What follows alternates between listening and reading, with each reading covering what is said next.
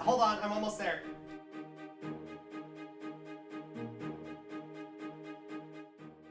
Hello. 1 second. Gotta do the old muting the mic deal. All right, hello. Oh my goodness gracious, I had a heck of a start to stream today. I am just all over the place. Hello. Geargate, Strong Ocean, Mjolnir, Fonz. Hello. I see you all lurking there. I know who my lurkers are. Anyway, we're gonna have a fun day today. It's gonna be a vibe stream. And by vibe stream, I mean we're gonna freak out over POB numbers, but we'll see.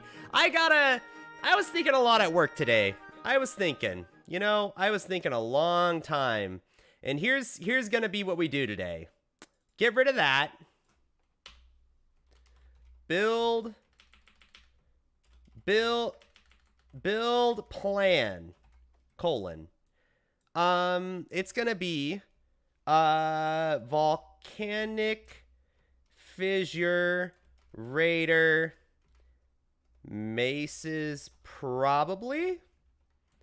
And then we'll do it like that. We'll start there, and then we'll kind of work our way around kind of the tree and see how we feel. Anyway, it's gonna be the plan today. Do we have a new 3 already? What? Also, Strong Ocean, hello. Do we have the new 3 already? What do you mean the new 3? The new something? Maces and staves are bad with Raider? Ha! Only if you don't believe. Only if you do. Listen, do you, hold on. Where's my background here? Okay, first of all, listen. All right? Do you feel it? Do you smell it? Do you smell that in the air?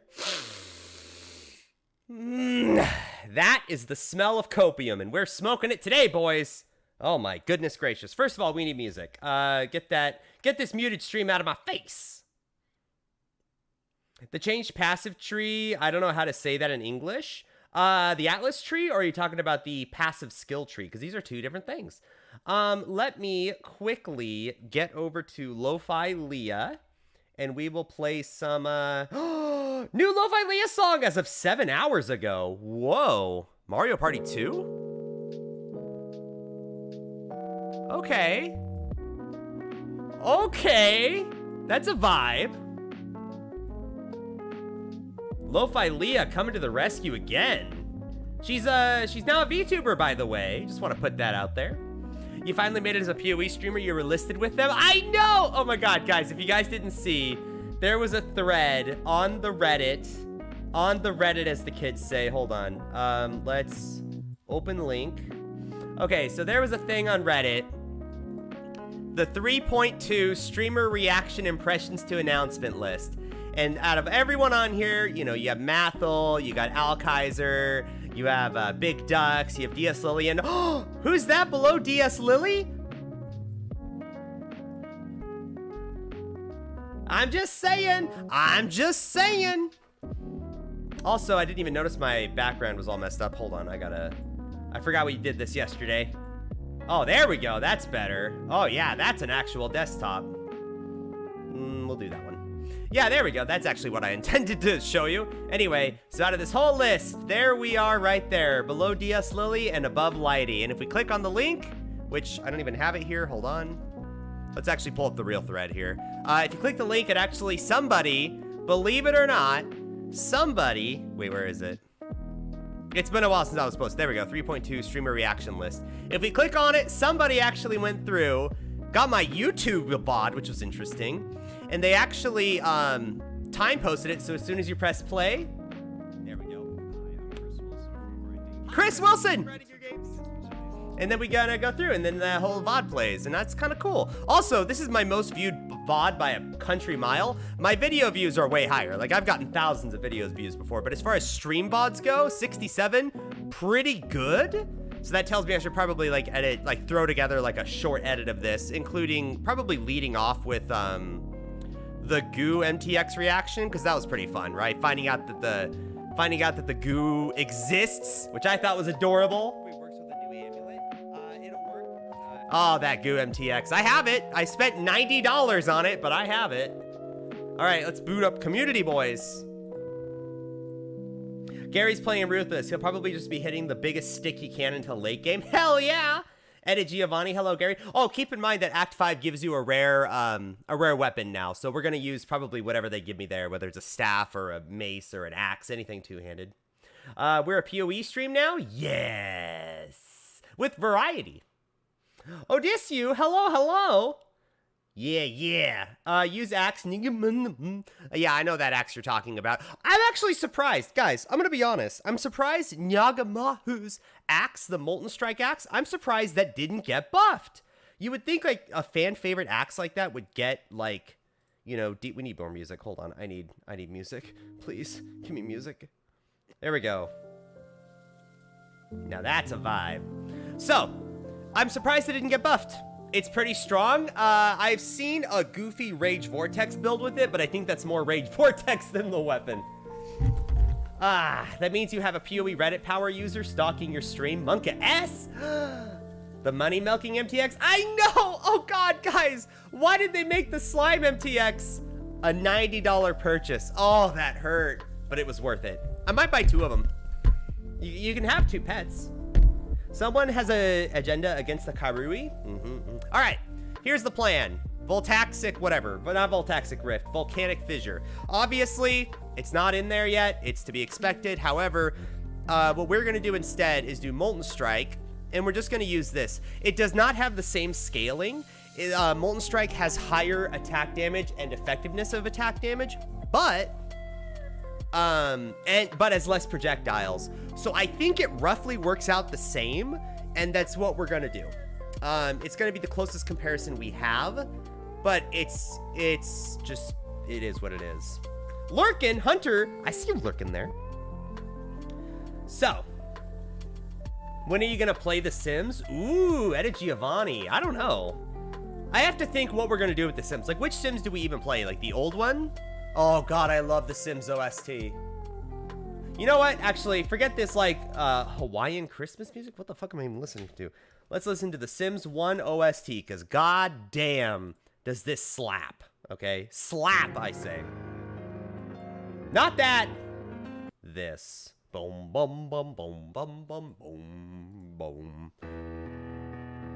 Sims 1, oh! Sims 3? I think Sims 2 is probably my favorite. Katie Bug! Hello, Katie Bug! One of my favorite VTuber friends. My favorite VTuber friend. She's, my best VTuber friend. Hello, hello! We gotta do something, Katie Bug. We gotta figure something out. Also, oh, hold on, before we start. Katie Bug has a... Wait, Katie Bug, can I show it? Or is that not allowed? Can I show them the picture? Is that allowed? My sister really just bought all the Sims DLC, rip her bank. Oh, true. In terms of support, we're gonna go precision because we're gonna go crit. Gary, why are you going crit? Hey, you'll see, don't worry. This bounced around in my head today at work, and I'm like, I have to like put this on paper somewhere. We're gonna do precision, we're gonna do flammability, and that's it for now. Oh, probably have a totem. Yeah, we'll probably have a totem. No, we can't even, never mind. We're not gonna do it because I don't think we can get one. I think we have to use our 2 quest gems on Flammability and Molten Strike. Maybe. I guess I could mule it. You get Molten Strike at level 12 as a Marauder, so maybe we could just mule it? That's an option, but we're probably gonna need a totem. Probably Ancestral Totem? Yeah, Ancestral War Chief. All right, here's what we're gonna do. This is the plan. We're gonna be a level 85 build. We are going to be a Raider, and we're going to go scaling Molten Strike, but really we're doing the new skill that we're probably going to league start with, because it's fun. In terms of items, what should we want? I think we're going to plan on any 2-handed, probably mace, but we could also do a staff. Either one's fine. Mace, staff, or axe, honestly, in the end is going to be fine. I think we can get away with a Terror Maul, but I don't actually know. It's what we would use. We should be able to get it, right?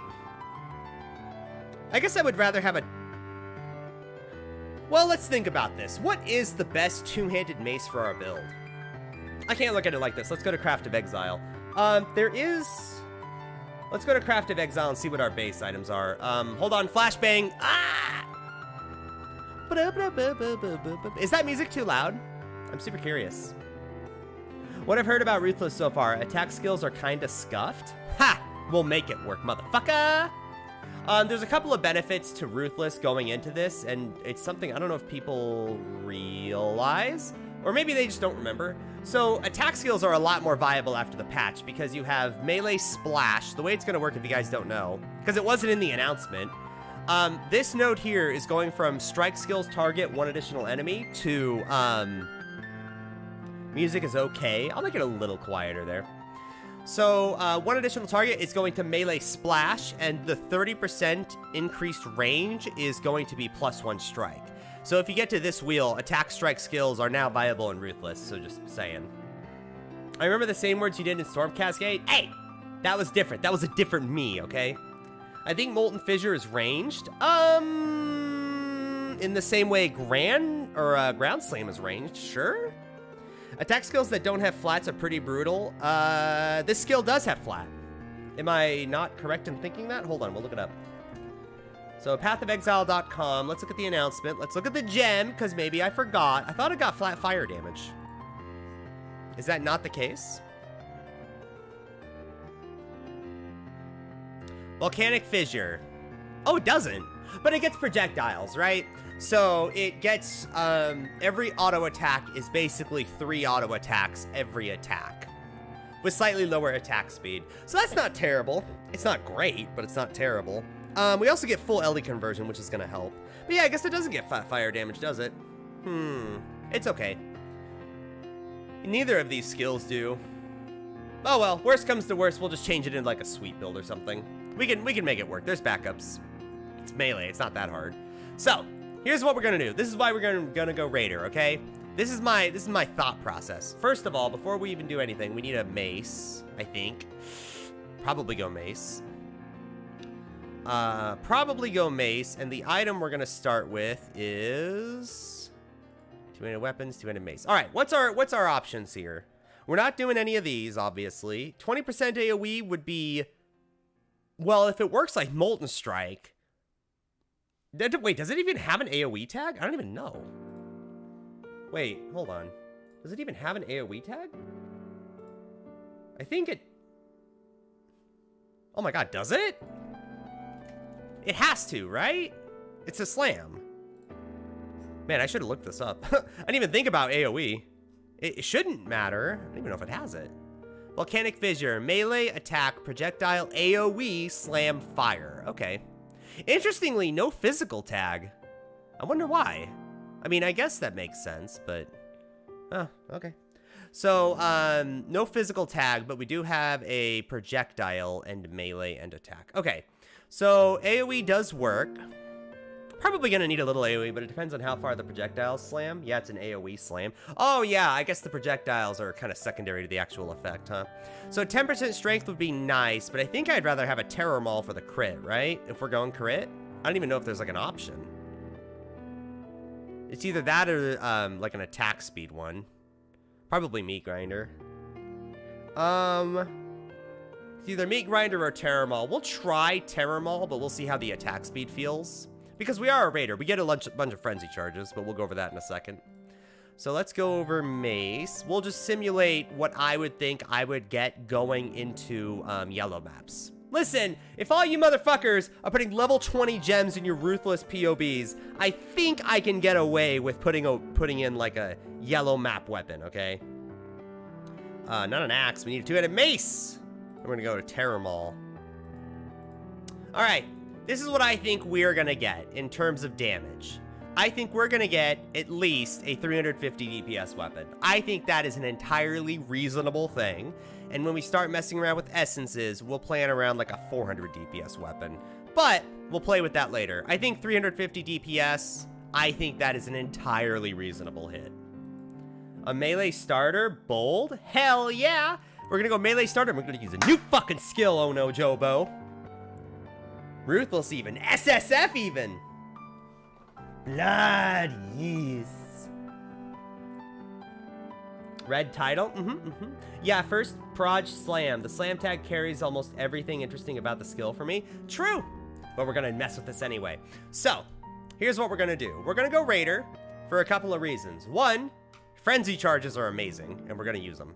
So, we're gonna use frenzy charges. We're gonna have endurance charges from Enduring Cry. Ooh, actually, gems are gonna be a bit of an issue. I think we are gonna have to mule something. If we mule a, Marauder to level 12, I can get the Molten Strike. Or, the skill, the new one. The, Volcanic Fissure. So we're gonna mule 2 of these 3. Enduring Cry, Ancestral Warchief, Flammability. Yikes. We'll figure something out. I might have to go to Act 3 with the Marauder. But maybe later. I guess I don't need the Warchief right now. It'd be nice, but I don't need it, right?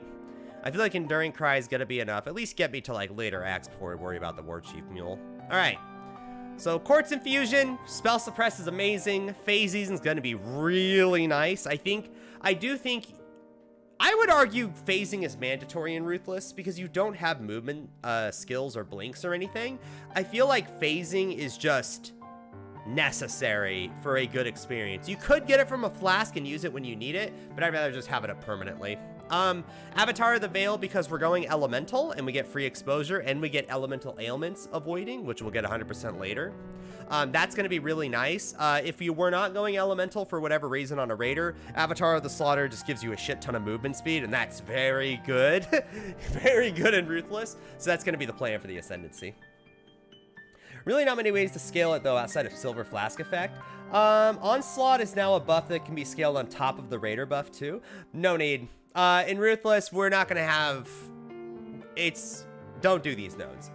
In Ruthless, you're not getting these nodes. If it had movement speed, you could make the argument that would be really nice. But, I mean, you're comparing it with Avatar of the Slaughter, so it's like...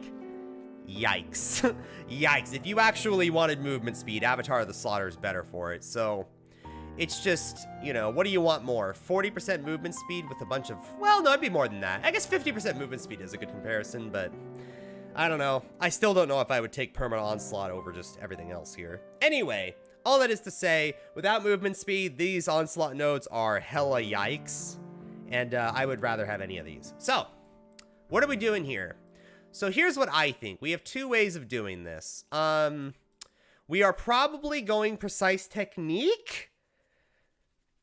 If we did not go crit, we would go Precise Technique.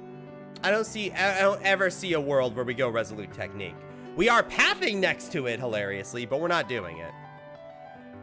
So I think we are not going Precise Technique now, or maybe even we could League Start Precise Technique.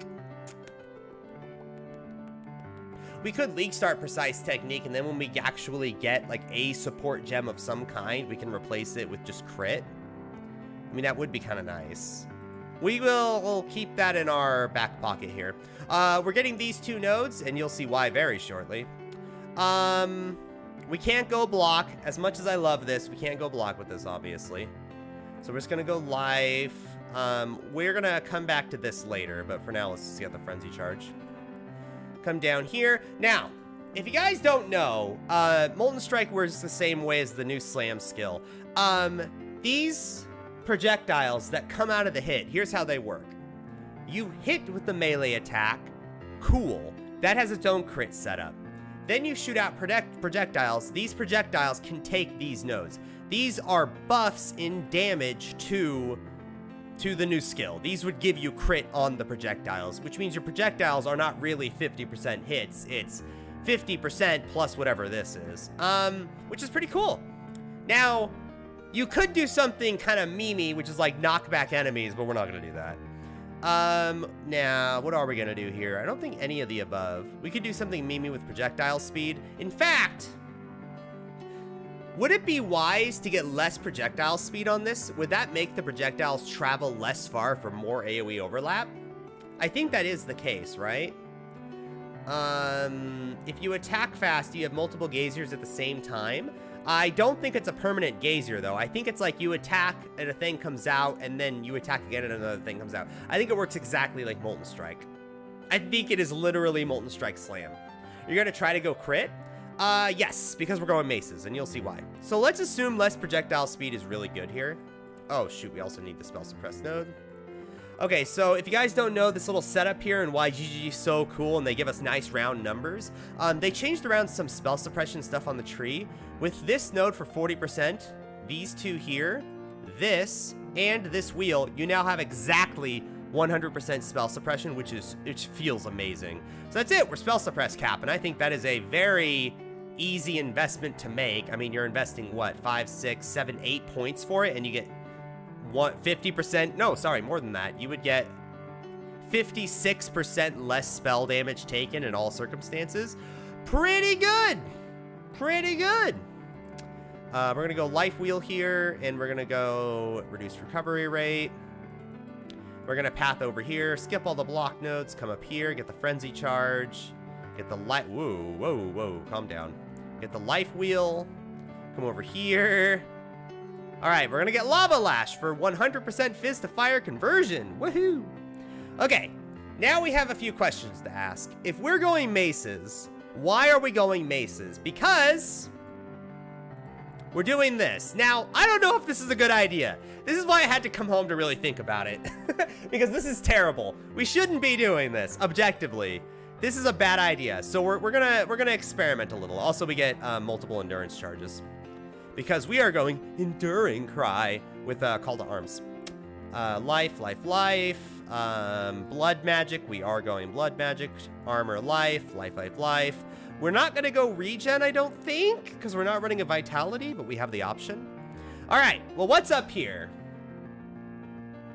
What do we want up here? Might be good to estimate how many gems you're expecting to mule. Seems like you're looking at too many as a ranger. So we kind of touched on that. Basically, I think the idea is I'm going to start as a marauder, get to level 12, get the new skill. The new skill, I don't know if people know this about the new skill. Of course, I closed it out. I don't know if people know this about the new skill. The new skill is a level 12 gem. So I can just get to level 12 on marauder, and I think it's I think you get it. Level 12 is Merveil, right? So as soon as you enter her cavern, you get the gem. I think that's when you get it. Maybe even earlier. But we're going to Mule Molten Strike, and then we're going to get Flammability and probably Enduring Cry, but we could also get War Chief. That's all I'm planning to Mule. I'd rather get damage. Yeah. I think you'll just wind up using X weapon if a good one drops. Yes, but listen, how many Ruthless trees have you seen where they use like level 18, 19, 20 gems, okay? If people can do that in POB, I can estimate I'm gonna get a 350 DPS Maul, okay? That's not that hard to get, okay? We're talking like a single, hold on, I'll even, look at this. A single tier 2 Fizz Essence gives us 380, oh, wrong node, sorry. A single tier 2 flat Fizz Essence gets us 234, okay? We add any damage mod to this, anything at all, it works great, right? Could be percent Fizz, a low roll, 370. Oh god, even lower. Look at this. Tier 7% Fizz, 350 DPS. It could be flat number fire damage. Doesn't even have to be that good. Oh, I guess it does have to be a little good. Tier 5 gives us 350. I think it is entirely reasonable to get a 350 DPS mace at some point in yellow maps, okay? Cavern of Wrath waypoint quest, thank you. Because they will get to level 20 gems eventually. Then you'll streamer RNG, probably after the first week. Then you'll streamer RNG and get a 600 DPS axe drop. Well, hey, guess what, motherfucker? We're going axes. We'll drop all these notes, but this is kind of what I'm thinking, okay? So we get accuracy percent over here. That's pretty juicy, right? We get 5% LE pen. We get, between these three nodes, we get 54% LE damage with attacks, which is great, I would argue. And we get 26% increased accuracy. We get a bunch of crit nodes here as well. And here's the juicy one. 10% chance to gain a power charge when we stun, which is going to be a lot, actually. Because I think Terror Maul... Oh, stun duration, whatever. Should we assume I have power charges? Not against bosses, but while mapping, yeah. I think that's reasonable. So we have some power charges during mapping. I'm just not going to mark it down. We are going to have 20 Warcry effect, though. And we are not going to be having any Doom effect at all. Okay, what else are we getting up here? We're getting life. We are not getting aura effect. Although, actually, that would make it so my life gets less reserved, but whatever. No vitality, no regen. We could hilariously get these minion nodes. I'm not going to do it, but we get 3.2% damage per node, which is not trash. So usually if I need damage very quickly, I'll just take these nodes. It's not perfect, but one, it enables Stone Golem. Wouldn't recommend it on a Ranger, but it enables Stone Golem. So level 85 would bring me... Well, no, we're going Alira too. Hold on. I need to configure that. We're going Alira because we're going crit, right? So we get mana regen is useless, but crit multi and 15 all res is pretty good. So level 15 would bring us to 106 points. There's a crit no wheel down here. We have this crit wheel. We have this mace wheel. Mace wheel gives us area of effect. Stun duration, not terrible. These would be 4.4% per point. The crit wheel would give us 3.5% per point. This crit wheel will give us 2.5. That's not good. Bastion Breaker. Whoa, Bastion Breaker, 4.7 per point. So just percent attack is going to be pretty good. We could also go like this wheel for AoE. So that's not bad. We could also get free Fortify. In fact, we probably are going to get Fortify with those nodes, huh? And probably some Mastery somewhere for increased armor. But this is kind of generally what I'm thinking. Is this good? No, but I mean... Okay, you know what? This isn't working. I'm going to tell you right now, this is why this isn't working. Holy shit, we don't do damage. Just go Inquisitor, forego your pride. I can't! Crypt talked about how you can't rely on getting good gear, but you're already, but you can rely on getting high level gems. Yes, he talked about that a lot. However, that's boring. I don't like that. I want to go melee. I want to use the new gems. I want to use one of the 2 new gems. I want to do that, so I'm going to do that. Guys, are we stuck not going Raider? Are we? Am I just arguing for doing Inquisitor? Is this the conclusion I'm going to come down to? Just going like Inevitable Judgment into like Sanctuary. Is that what we're doing? Actually, not Sanctuary. We'd probably go Augury. Or Juggernaut. I mean, everybody's gonna go Juggernaut, but I could also go Juggernaut. It would open up, well, we would lose frenzy charges, but we would get movement speed anyway. It would open up endurance charge generation, so that way we would go for, we would lose enduring cry, but we could go like infernal cry, so we could get like corpse explosions going. It would also make our muling situation a lot better. Not that we really had it. We could go Infernal Cry on demand, so we get free covers enemies and Ash for 12% increased fire damage taken. For 6 well, that's useless. Doesn't matter. The exert attack thing does not matter at all. Exerted attacks combust. Okay, well, besides that. We could also get corpse explosions from this. I guess that's not bad. We could go Jug. I'd say don't start off Ruthless as melee. You're going to Storm Cascade it. Everybody's going to start Cultist, Cold Snap, Vortex. Yeah, everybody who's lame, every wannabe in Trade Ruthless is going to be like, oh, they're going to play Cold Vortex, get to like late white maps and be like, oh, I don't like the map sustain, and goes back to regular. Okay, I know these people exist. I'm not going to be one of them. We are not going to be rushing this, okay? We're going to play as intended. That's the goal here. Also, how's everyone doing today? What if you use both gems? The reason why we don't want to use more than one Warcry, if you guys don't know how this works, Call to Arms is amazing for one Warcry. Your Warcries are instant, so you don't have like a cooldown, and you share their cooldown. So if you use one Warcry, you have to wait 5 seconds before you use another, and that's kind of painful.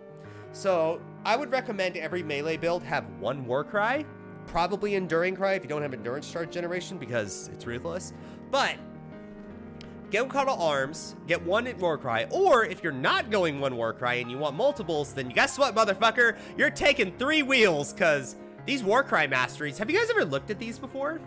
Warcry masteries are actually very good if you like invest into Warcries.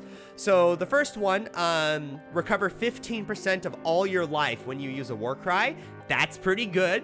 So when you're like kind of getting low, it's an emergency potion. So what you would do is you would slam all 3 of your Warcries and you would instantly heal half your life bar. So it's something worth maybe investing into.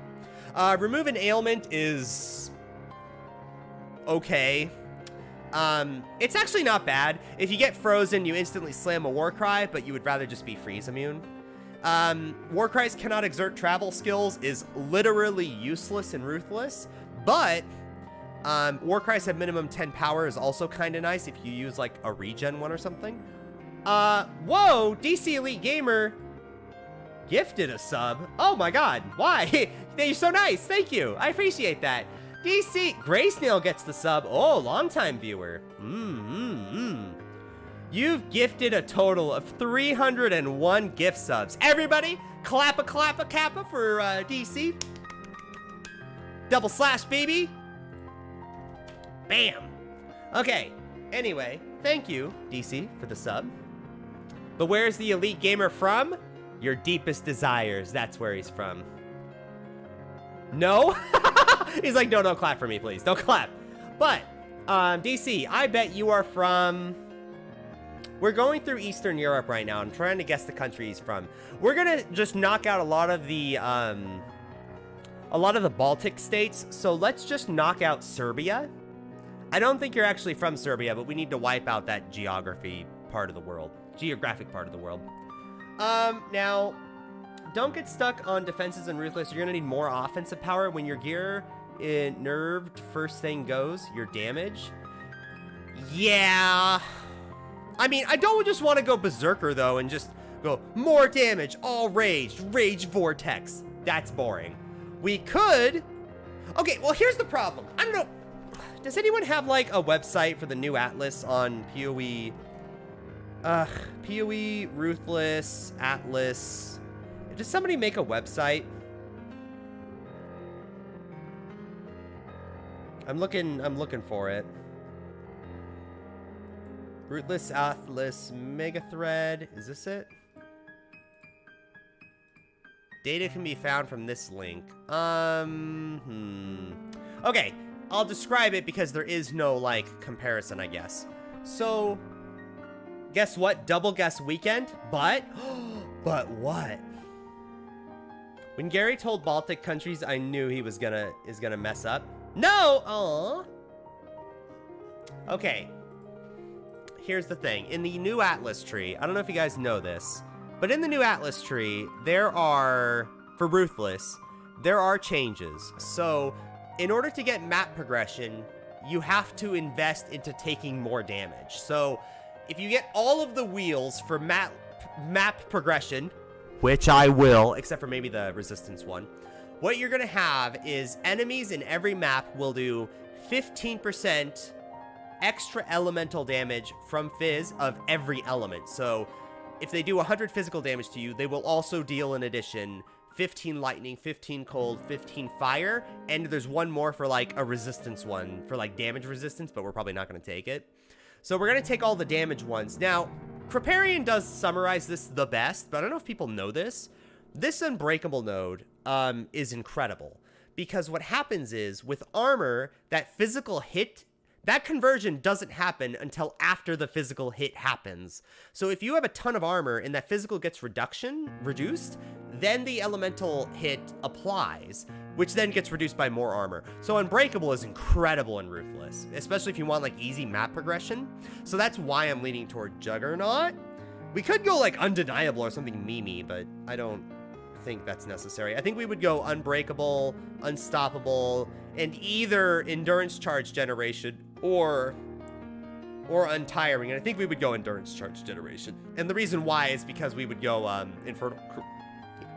Excuse me. Wow, I had too much salsa earlier. Enduring Cry. Oh, we want to go Infernal Cry, I mean. PoEPlanner.com. The new tree has it. Oh, I haven't even seen it. Let's see here. But triple count decrease for weekend streams. Meaning 2 guesses, but I removed 3 from the count. The count is now 58. Where are you from? Wait, this is... Wait, this isn't it. This is PoE. What? Atlas tree. Okay, so this is cool. Okay, this is not... So this changed. I guess we could just look at this one. So if you guys want to know how the Ruthless one changed, it changed a lot. But these nodes here, and here, and here, and here, these are all, like, different. So maps found have a 15%, or I guess 10% chance to be 1 tier higher in Ruthless. But it would also come with, you know, enemies deal 15% increased fizz as lightning.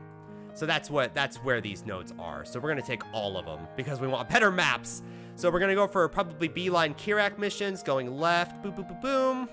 Maybe right for just pack size, but we'll see.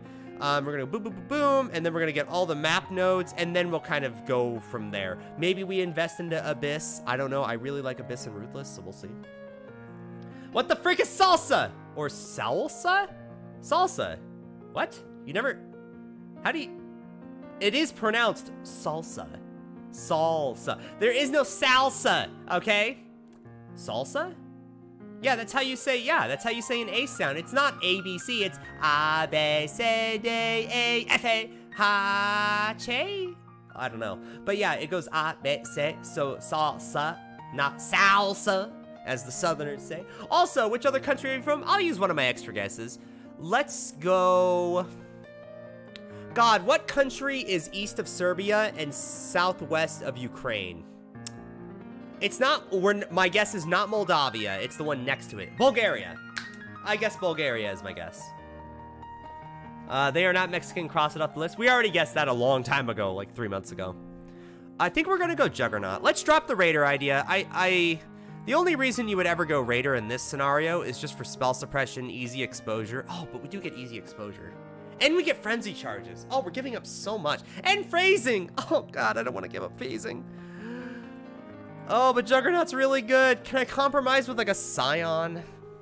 Fuck, we're going to go Juggernaut. All right, fine. I'm not going Chieftain. Chieftain is really good in Ruthless. The Fizz is fire. It's the same deal as the Juggernaut node. Reduced Fizz mean you take 45% less damage from Elemental when that happens. Or whatever, you know what I mean, right? You want to reduce your fizz, that's really important. The problem with this is that we already get easy fire conversion, so the only benefit here is we would go 15 Fire Pen, Avatar of Fire, Leech, and Tassaleo, which is so boring. So boring. Honestly, I'd rather go Berserker before I go. Although, that is a lot of flat fizz. Like, that 20 to 30 fizz on our weapon, by the way, if you don't know how important that is, if we go from 350 DPS to, what was it, 20 to 30? So, 16 to 35 is the closest I can get here. Stop! Oh, there it is. Hold on. 16 to 30... What the fuck? 18 to 37. Whatever, closer. That turns it into 430 DPS, so maybe that is what we do. Maybe Flawless Savagery is really good here. Double Nope? Aw. Damn. One day, DC. One day. Thank you for the gift sub, though. Berserker, though. Chieftain could use Tawoa because it's a slam. Oh, you know what? We can't go Fist of War, can we?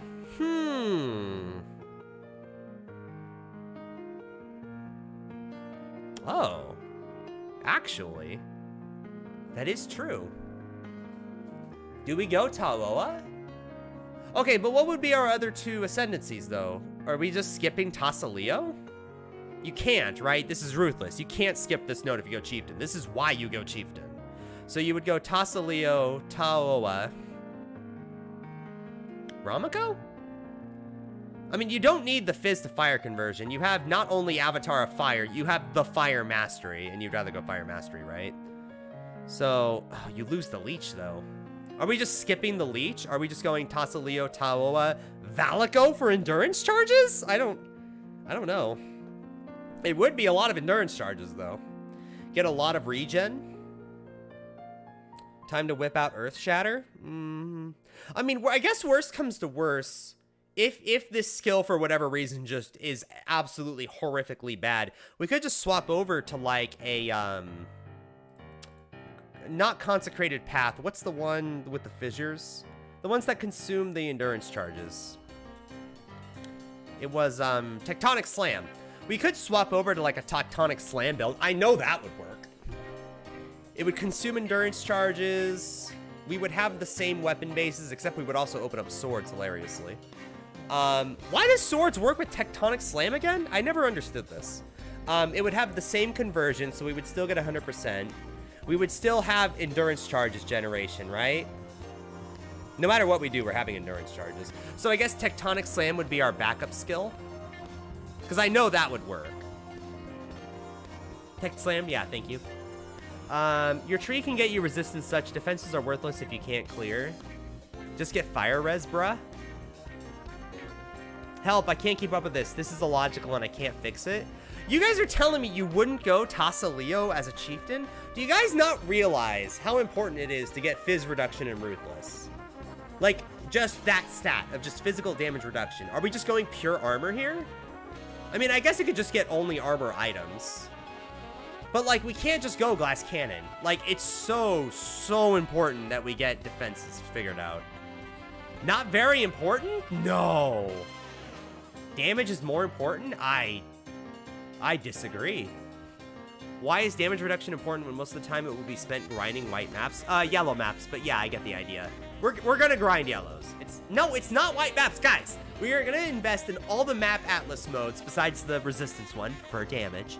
We're gonna invest in all that, so we're gonna have fine map sustain. Plus we're getting Kirak missions and all that shit. So like, I think this is fine. Plus, aren't they making Kirak map missions like more friendly to yellows? Like, we'll be fine. I'm more worried about like living. It's not important at all. You barely need defenses until deep red maps. What the fuck? You are getting... Oh my god, guys, you're killing me. You're killing me. You need...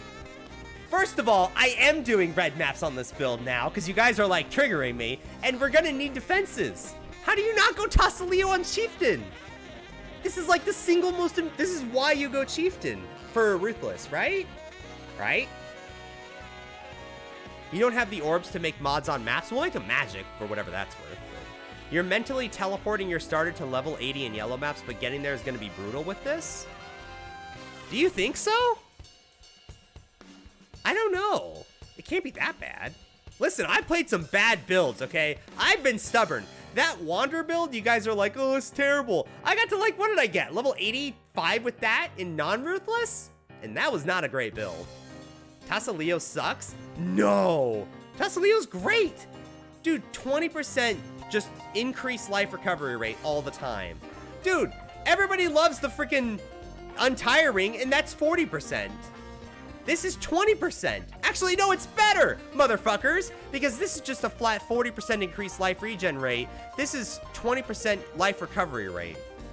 Is that the same thing? I don't think so, because I think this also benefits from Leech. But it's basically half as good, and you get 100% fire resist, and you get that great fizz reduction. And whatever, ignite immunity, who cares? But like, still. I actually adhere to you don't need defenses if you don't get hit. I think Ruthless is a different game, guys. I don't know. Have you played Ruthless? No, but I wanted to. I got level 90 with Ignite Alchemist Flask, and it was god-awful. Yeah, well... Wait, you... Oh, that's right! You went like... Wait, you told me this. You went like,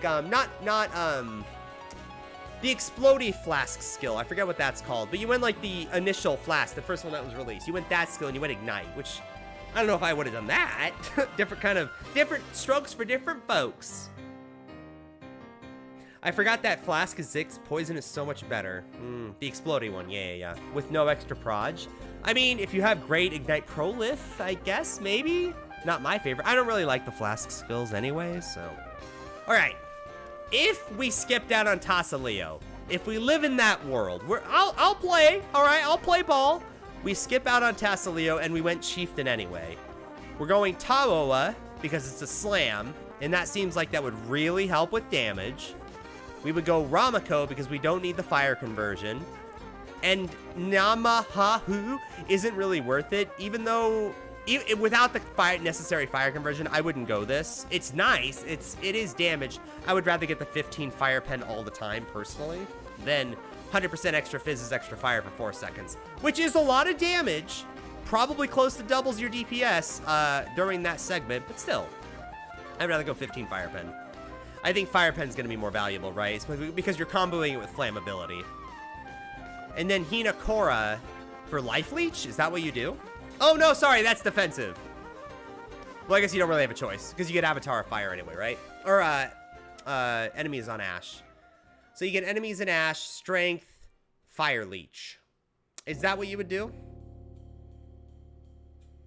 Ignite Prolif is so tiny, it used to be huge, feels bad, man. I remember Breach League. I remember Pizza League. For everybody running Flame Blast, double dipping Ignite Prolif. I remember that shit. I wouldn't do Chieftain. Well, yeah, because you wouldn't go Tassaleo. Sorry, hold on, I dropped my armrest. All right. But yes, I would do that. Okay, if we went Berserker with Flawless Savagery, we would go Aspect of Carnage. And then probably the Warcry node? Is that what we would do? Because we're not attacking super fast, right? So what would we do here? What would we do? How would we do this? Can you do Warbringer very well? You can't. If you go Warbringer, you have to either get Rage nodes or you have to not get Call to Arms, just spam a bunch of Warcries. So, I mean, that wouldn't really work, would it? Unironically, listen, don't hate me. I know this node is terrible. Could you go Defy Pain, or would you go Blitz? You'd probably go Blitz, right? But Defy Pain, it's not good. But it is the only way to get the maximum total best leech in the game you can. I mean, it's not good. It is bad. But we could get it. It would give us insane leech. I would only do this if I went like Volpack or something and just did a bunch of leech memes, but we can't really do that because we don't have Overleech, right? If I had a way of guaranteeing like a Petrified Blood, I would consider it, but right now we can't really rely on leech. I would only ever do leech for primary regen if I could have access to Volpack, and I would only have access to Volpack if I had Overleech, like Slayer. What if we went Slayer? What if we went Slayer? It would guarantee us good crit no matter what, right? No matter what weapon we used, it's a great crit weapon. We could go Brutal Fervor for Overleech.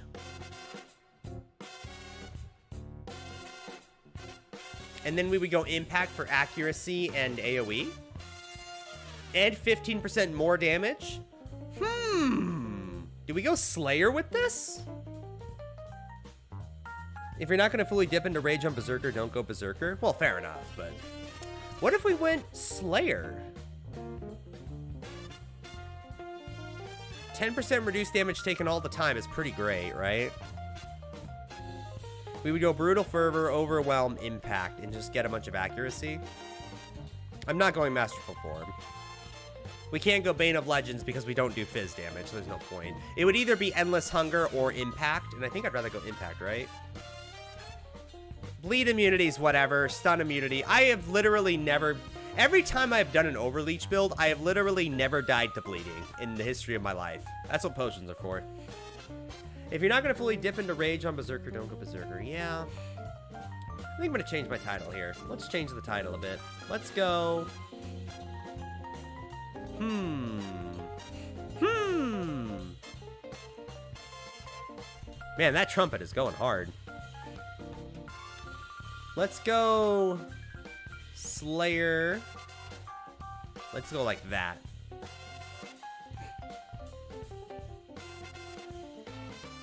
Slayer seems fine. Yeah, I'm okay with that. I'm okay with it because having Overleech has a lot of innate defensive value, and I really like that.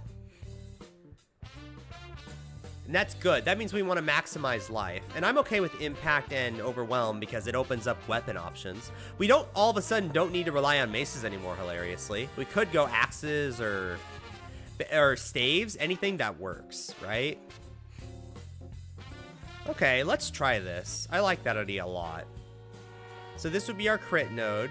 We would go Brutal Fervor for Life Leech. Impact. We would then drop out of Frenzies. We would keep Endurance Charges because we are only going Enduring Cry. And then we would give us... What am I forgetting to check off here? Leeching. So we would take 10% less damage while leeching, which is all the time. So now we have Overleech. Let's consider this. We probably want to go attack speed over Fizz, but we'll just do this for now. It looks cleaner. Probably get this node. Probably get Accuracy, Flat Fizz, Endurance Charge. Do we want double Fortify nodes? It would be a huge defensive layer. We would also give us... It would also give us a ton of increased damage with attack skills. Like these 3 points are a lot of increased attack. Like this is 30% plus 40%, so you get 70% increased damage with attack skills while you have at least 20 Fortify. That seems really good. So what we would do is probably melee hits Fortify and just call that a wheel. Oh no, that wouldn't work. That wouldn't work because we can't get the full 20 Fortify with -3. So you'd have to invest in the other Fortify wheel. Is that worth it? I don't know. Maybe, maybe. Crit accuracy wheel, pretty important. I guess that wheel's pretty good. I don't know if I want to go like Mace wheel. We are going Ball Pack. We are going Leech, Leech. Oh, whoops. Increase max total life recovery. We could also get Onslaught on Kill. Not good with this build, but it's an option. Probably hybrid setup. Something like that, maybe. Come down here. We're not going Iron Reflexes, but it's funny. We are probably going Panopticon, and the reason why is because there's a new Totem Mastery. What was it? It was like range. Or placement. Was it placement range or placement speed? It has to be range. So we would do this for the new Totem Mastery that lets us keep totem buffs after they die. Don't the nodes below give +1 Fortify? No, not these. These only give increased fortification. You're thinking of these nodes over here that gives max Fortify. So if we went that node that gives us 40%, whatever, 40% increased damage with attack skills, we have to get this wheel anyway. And if you're getting this wheel, you should never get this wheel unless you like are desperate for damage, which we might be, but... +1 Fortified? Yeah. Hello, Baby X Babies! Wow, long time no see. How you been? Probably get these Endurance Charge nodes, I think. That seems really good, right? 5% armor per Endurance Charge, and we are investing in...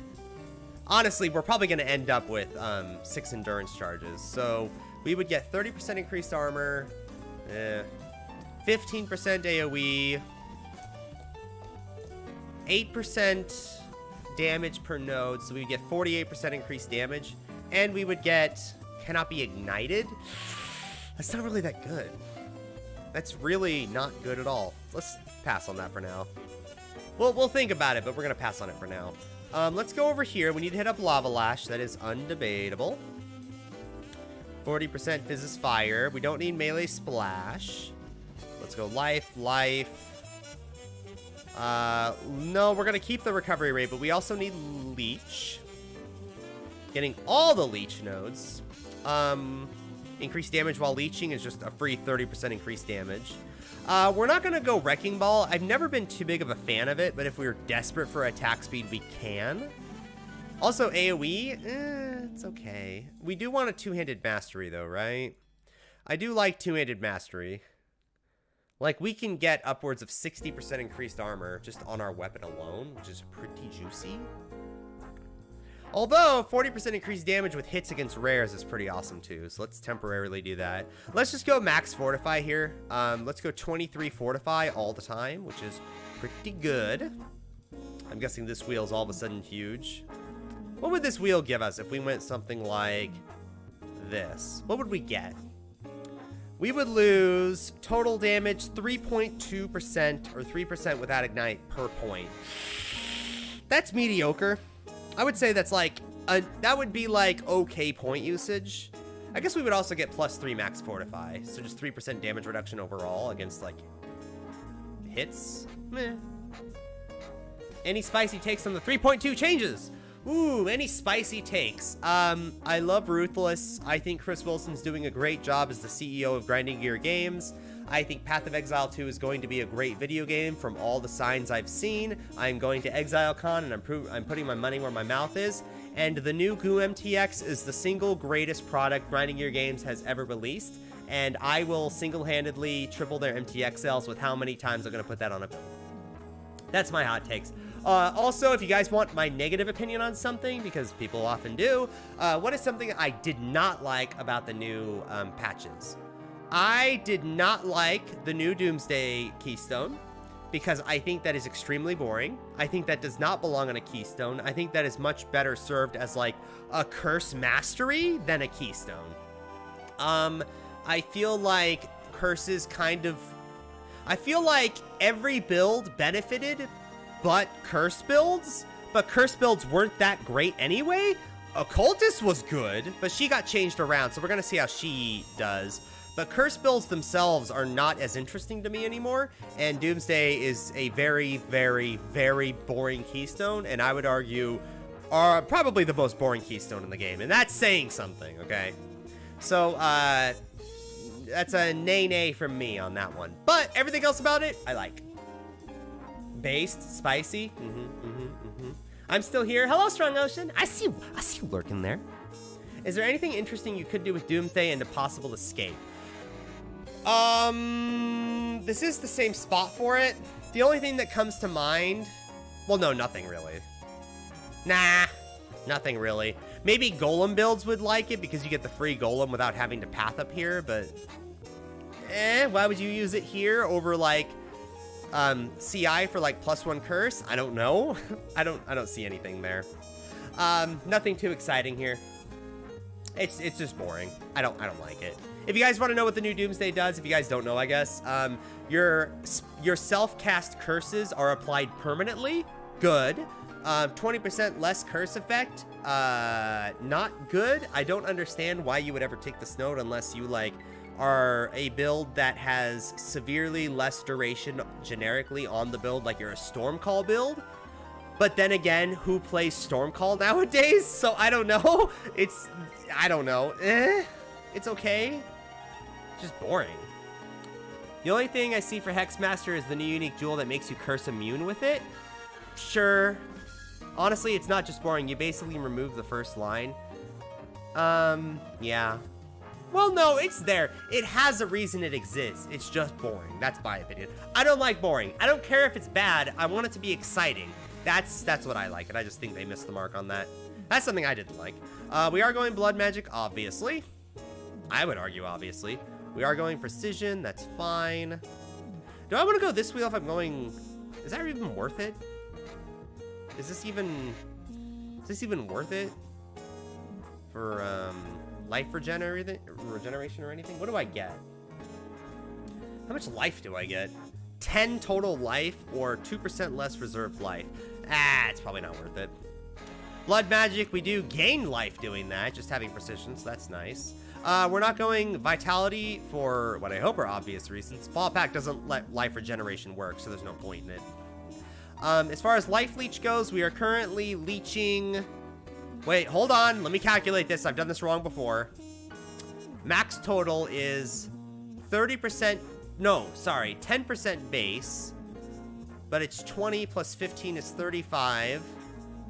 Plus 20 is 45, 55. Plus 10 is 65. So we actually leech... Let me do math. Is it really only 16.5% of my max health? Is that really how that works? It looks like 30% to me. That looks like 30% life regen, boys. I don't know. Maybe I am doing my math wrong. But I'm pretty sure... In fact, can I just see it? Is there like a leech thing? There has to be a leech thing, right? Life regen? Life? Regen is 0%. Increased... Total, unreserved, increased more. There's really no leech mechanic in POB? How interesting. Why would that be? Well, anyway, I think I'm getting that in terms of regen. We're getting 30%, that's the point. Also, what else do I get here? Yeah, there's no increase here, but we do get 10% less damage taken, which is pretty nice. We should go Soul of Steel for the armor, but chat's gonna say I'm not doing enough damage, so we'll see. Let's go. We could go Cannibalistic. I don't think we should, but we could. It would give me... Oh, never mind. We leech a lot more. I'm just not doing enough damage yet. Oh, okay, okay. Well, let's fix this problem. I know this node is useless, but we need to get there. Yep. Not getting the 10% reduced life recovery rate. We're just gonna go full leech memes. Probably go crit wheel. Oh, we can take 60% less reduced damage from crits. That seems great. I love that combo. Okay, do we want to come down here for Magmatic Strikes? We could. It's a good goddamn double wheel. 14% extra Fizz's Fire. We could come down here for the life. Endurance charge. Definitely going over here. 15 all res seems the best here. Could also get 10% Fizz as a random element, but get Divine Fury. Now, if we go maces, obviously these nodes are amazing, but we don't even necessarily know if we're going maces. I love the mace mastery, some of my favorite in the game. Leech is in orange life and leech and gain on hitbox and calcs. Ooh, that's actually important. It's under leech and gain on hit, orange box. Orange box. Orange box. It's in orange? Leech is in an orange, leech and gain on hit and calcs. Wait, what? Am I dumb? I must be dumb. I have to be dumb. I don't see it. There's nothing behind my fat head, right? Effective health. Is it under effective health? I don't know. I don't see it. Dots and degens. I see Brutal Fervor, but that's a damage reduction 10%.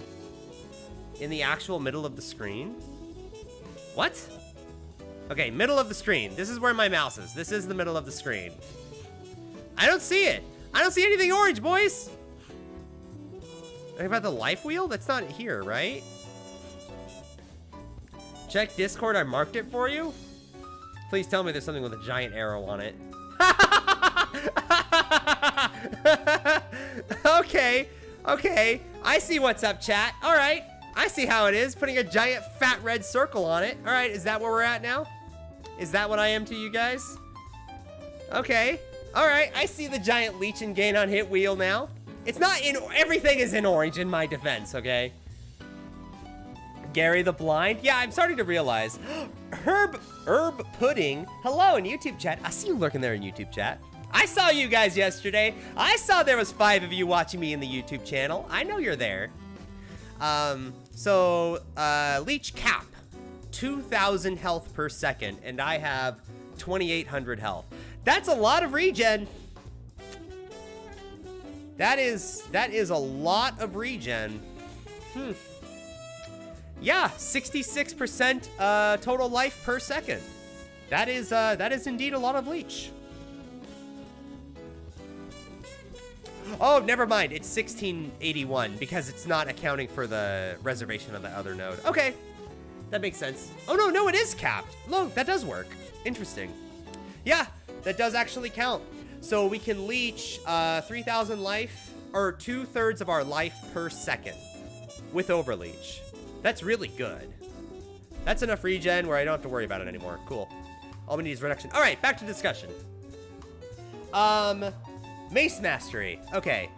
I love Mace Mastery. I don't know if people don't really know this, but let's go over it because, like, a lot of these are amazing. Hits that stun... Oh, well, hits that stun F culling, that's whatever. That's free culling strike. There you go. All damage with maces and scepters inflict chill. Holy shit, what a great mastery. Free chill. There you go. All the time. That's amazing. It's not that good of a chill, but that's why you go, like, elemental for, like, 20% increased effect of non-damaging ailments. Stuff like that. Really good with that. Crush enemies if you go pure fizz. Where not, crush enemies take more fizz damage. 20% AoE if you've dealt a crit recently, which if you go maces, you should go Well, I guess you don't have to go crit. I like going crit because of this. These wheels right here are really good. You get 20% AoE, 12% chance to deal damage with double damage with attacks if attack time is longer than 1 second. I have done this before. The only time I've ever done it was it was our Juggernaut Earthquake build where we went like full slam memes and just tried to go do the one-shot slam thing. Didn't really work very well. It was a playable build. It just wasn't that great. This is where I went that, which is okay. I really like these, dude. Free chill. Excuse me. Yeah, maces are lit. The chill one is so good. It feels good. It's one of those, like, it really makes you question, like, this feels great. This is a mastery, in my opinion. But then you look at the staff masteries, and you're like, what do you get? What do you actually get? You get 2% life when you block attack, 2% energy shield when you block spells. That's okay, I guess. I mean, it's not great. You'd rather have the shield effect, but okay. 30% increased global defenses. 30% increased armor is usually what that turns into. Meh. Mao Tenchi raids with 5. Oh, thank you. Okay, hi everyone. Gary the GooBoy. Mao Tenchi and I have done a couple of collabs together, but if you don't know me, I am mostly a Path of Exile streamer, but I also do variety every now and then, like League of Legends, where I get my ass whooped in Bronze League. But I stream every day, 4:30 p.m. PST, every day, baby. Sometimes I'm late, but that's okay. And yeah, welcome. I hope you guys enjoyed the stream. Also, thank you, Skadoodle. That's all I see. I'm sorry. I know it's Skaterdoo. I can't read that very well. I'm gonna have to look through my OBS stream and I can't read it. But thank you. I'm gonna call you Skadoodle because that's what your name looks like. Oh, damn right. Staves give block. Yeah. The stave masteries are horrible. Well, not horrible, but they're not great compared to other masteries. So what do you get? 8% chance to block attack damage if you stunned recently. I don't know why you would ever guarantee a stun on a staff build, but I guess while mapping, Unholy Might on block, Crit multi if you haven't dealt a crit strike recently. That's just, I don't know. I really don't like these. Compare them like the Mace Masteries. Oh, what a joke. So how's the new path? We don't know yet. The league hasn't launched yet, but this Friday, baby. Thursday. Friday? Next week? I actually don't know if it's Thursday or Friday, but we're getting a whole new league and it's gonna be exciting. Yeah, it's hard for you. I know a lot of people mess it up. Blocking, I think, is good. Never played this. Oh, it's hella fun. It's a little action RPG. Oh my god, Mao Tenchi, look at this. They released the new MTX. All right, guys, if you haven't seen it, a lot of you who watched the announcement have saw it, but if you didn't, I'm gonna show you the single best MTX that I've ever spent $90 on, okay? It's the best thing ever. Guys, look at this. Hold on. Where is it? Give me it. Show me it. Look! We have a slime! We have a pet slime! Look! It's beautiful! It's wonderful! I love it! I spent $90 on it, but it was worth it. Shut up. Oh my god, it's the single best MTX Grinding Gear Games has ever put out. Please, more of this, please. Make it blue! Let me spend $90 on another one, but make it blue and I'll have 2 of them at once. Make it pink! I want Milo represented. It gives other stuff too, but yeah. Well, okay, it gives other stuff. But when you go to Dairy Queen and you buy an ice cream cake that's a little overpriced, do you buy it for the icing on top or do you buy it for the fucking cake? Look at that goo, boys. Oh my god, it's so cool. Oh, watch what happens when it goes fast. Hold on. Watch this. Watch this. When you go fast, look at this. Wait, not the rose, but look at it go! Bounce, bounce, bounce, bounce, bounce. Oh my god, this is the best MTX they have ever produced in the history of Path of Exile. Holy shit. It's a little laggy right now because I don't have a good setup, but I have to fix that prior to league. But look at that! Oh my god, I love it. Oh, it's so good. Oh, love it. All right, anyway, that's Path of Exile. That's all the gameplay you're getting today, boys. Because we got league launch coming. Worth the slime, the cake. Very worth, very worth. Gary is down bad. Hell yeah. I bought it for the container. Honestly, I don't even remember what else was in there. I just bought it for the goo. I'd buy it for 30 bucks. Oh, I also got 1,400 points out of it. I don't know what I'm spending it on, but skill MTX, I guess. Okay, back to this. I lost my train of thought. Here's the problem. Skill points. We're running high on the skill points here. What do we have? What do we gain out of this? Is there even a point of going crit? If we don't go crit, I'm dropping impact because we just don't really gain that much, and we're dropping overwhelm. We're getting endless hunger and fuck, I don't know, Bane of Legends? So bad though. I would only go Slayer if I went crit, right? Because it gives you so much crit. It literally doesn't matter what weapon we use. We could drop maces. Literally, the only wheel we have for anything is maces. And at that point, wouldn't you drop all of this? Like, would you do something like this? And just pick up these mace notes here? Something like that, and then you would go like that. The crit wheel would suffer, though. It would suffer a lot. I don't know. I guess you could go like axes or something. Oh, those notes are gross. Those notes are... Oh, hold on. Those notes are kind of weak, actually. 2.4%, 2.4, 2.3, 4.8. Not really that good. It's not really that great at all, actually. Straub? Hell yeah, Neil, you're making me Straub. Gary Goo, where are... Gary Goo, where are you? We've got some work to do now. Hell yeah, we got some work to do. Axe Masteries are pretty good, too. Did you drop this build when you see the 60k full DPS?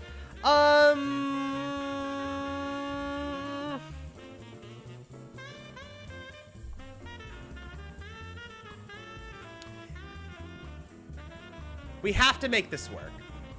We have to. I want to league start the new skill. Okay, how about this? How about this? Let's get out of that. Let's get out of all the duelist stuff. Let's drop Slayer. Let's actually go Inquisitor. Let's just play around a little. Let's go a little glass cannon, and let's see what we can do here. Let's see what we can actually do here damage-wise. Let's do pure memes, glass cannon. We're talking like Infernal Cry, not doing Enduring Cry. We're gonna go 20 power, so we have, yep, enemies covered in ash. Okay. Alright, what do we got here? Probably damage. I'm not doing this out of spite, by the way. I am actually trying to make the build work. If it's necessary I take damage, I'll take damage. That's a great node. That's a great node. Let's just take both. Life. The good news is, if we go precision, we actually get easy access to this wheel, which is pretty juicy. We're not going fire multiplier, but I can get the fire damage AoE nodes if I wanted it, but I don't think I do. I don't think we're going anywhere up there, unless I wanted to go Heart of Flame. But at that point, I think I'd rather go stabs, right? Physical stabs are going to be harder to find than maces. I don't know about that. I would either want stabs or staves or maces. I think one of those two. I generally, if I do something like this with like crit and elemental stuff, I would generally want to go staff masteries more, just because staves feel better for crit, because you get this nice juicy crit wheel here and here and here, and you get power charges, or sorry, free endurance charges. Fuck, we're going staves. Fuck it. Fuck it! I'm doing it! You can't stop me. Let's go physical. Wow, you don't even have that option. What the fuck? Oh, no, there we go. Physical staff. Let's go craft. We'll go staff. We'll go staff, war staff. And then we're going to go for, I think it's an Ezomite, right? Higher crit, the better. Yeah, that seems to be the way to go. Yep, and then we're gonna go, we're gonna craft with tier 2 flat fizz, and we're gonna shoot for, like, anything that gives us, like, 350 at minimum. What did my background just switch to? What the fuck? Oh, it's the PS2 background. Nice. If you're going pure memes glass cannon, why aren't we Berserker? Because, I would go Berserker if we were going actual pure flat fizz, but I feel a little more defensive as an Inquisitor. We get Augury, which is +2 max all res, kinda cool. And we get a bunch of, like, ignore elemental pen. Actually, we can even drop flammability and even go something... Actually, what curse is the best here? We're not going to flammability, elemental weakness. We can just ignore that. Vulnerability? Really? Why? Ignite DPS? Do we go defensive curse? Can we go a defensive curse, or are we going like Mark? I would not hate a defensive curse here. Although, we could go Poacher's Mark. Go Maces, easier to craft and come by. But staves are more fun. We're not going to get any. Ah, oh, fuck, you're right. All right, we'll go Maces. It's less fun, but... Could we go away with like a Poacher's Mark because we're hitting so often with the projectiles? Gary, we need more slime pet gaming. Guess what? For that, free pet pats. There you go, chat. Don't say I'm not a nice guy. Also, yes, I am doing cosplay that day. Gary, what cosplay are you doing? Don't worry about it. It'll happen when it happens. Who knows? Random alchemy orb can do wonders. Yes! Have you seen some of Kriparian's gear? That shit was alchemy orbed. Plus, it's not like a 350 DPS weapon is hard to get, okay? Like, I remember somebody freaking out about a 400 DPS weapon in Alpha, apparently, I heard. But we're not aiming for 400, we're doing 350, okay? Don't panic, it'll be fine. So here's what I'm thinking. We can... Oh, I guess Tectonic Slam isn't our backup then. So, if we do a defensive curse, or... Here's what I'm thinking. We could do Poacher's Mark. We would get a bunch of life gain on hit because we're constantly swinging at enemies. That would be an option. We could go Assassin's Mark for just pure crit memes. We could go Temp Chains for defenses. Wait. There's no shot Sniper's Mark works with this skill, right? Does that work? Hold on, let's Google search something. I don't even know. Does that work? Snipers, Mark, Molten Strike, Reddit. That has to be a thing, right? Sniper's Mark equals 4 additional projectiles. Anyone can confirm, does this create more balls? No. Projectiles that do not hit the target, but only the ground, do not split. Ah, gotcha, gotcha. I got excited there for a second. He gave us free pats, but we want Green Gary plus Slime Buddy in same way. Makes you wonder what's gonna happen on cosplay day, huh? Makes you wonder what I can do with my, live 2D. Things that make you go, So here's what I'm thinking. We have a really open, it really opens up our curse and or mark options. Because we're going Templar when we go full Elemental Pen. So we don't need Flammability or Elemental Weakness or anything. So I don't know what we're going to curse them with. My only thought is maybe going like Poacher's Mark for the life gain on hit.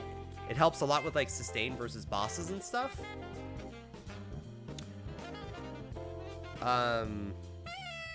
That would actually help a lot during bosses too, because we're going to be hitting them a lot. It's 5 per attack.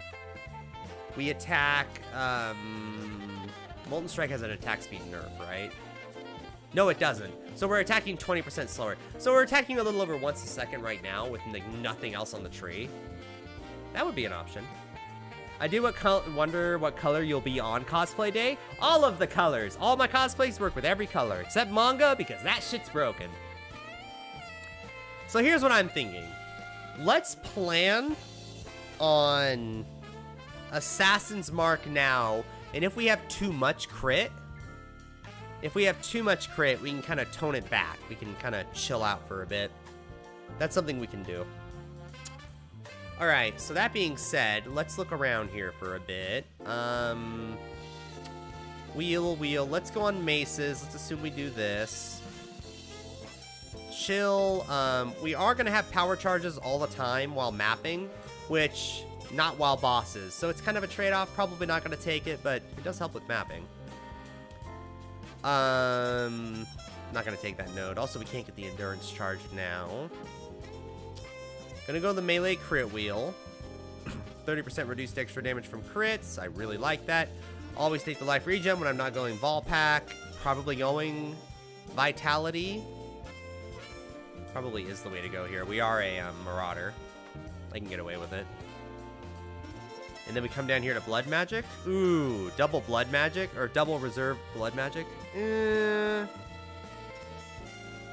We do lose about 200 life, but we don't have to worry about mana cost anymore. It is going to be a little bit expensive of a skill. 30% reduced extra damage from crits. Free war cry, life, life, life. Probably going to go free fortify. Lava Lash. Probably come down here too for these crit wheels. Crit wheel, and then we get another Mace Mastery for probably AoE if we've crit recently. Fizz, and God, I don't know what else to get here. This sounds hella copyrighted, and it's not. Oh shit, we need Wave of Conviction, don't we? Oh, no, we don't. We don't need exposure. Ha ha ha. All right. Yo, this music. Yo, let me turn this up for a second.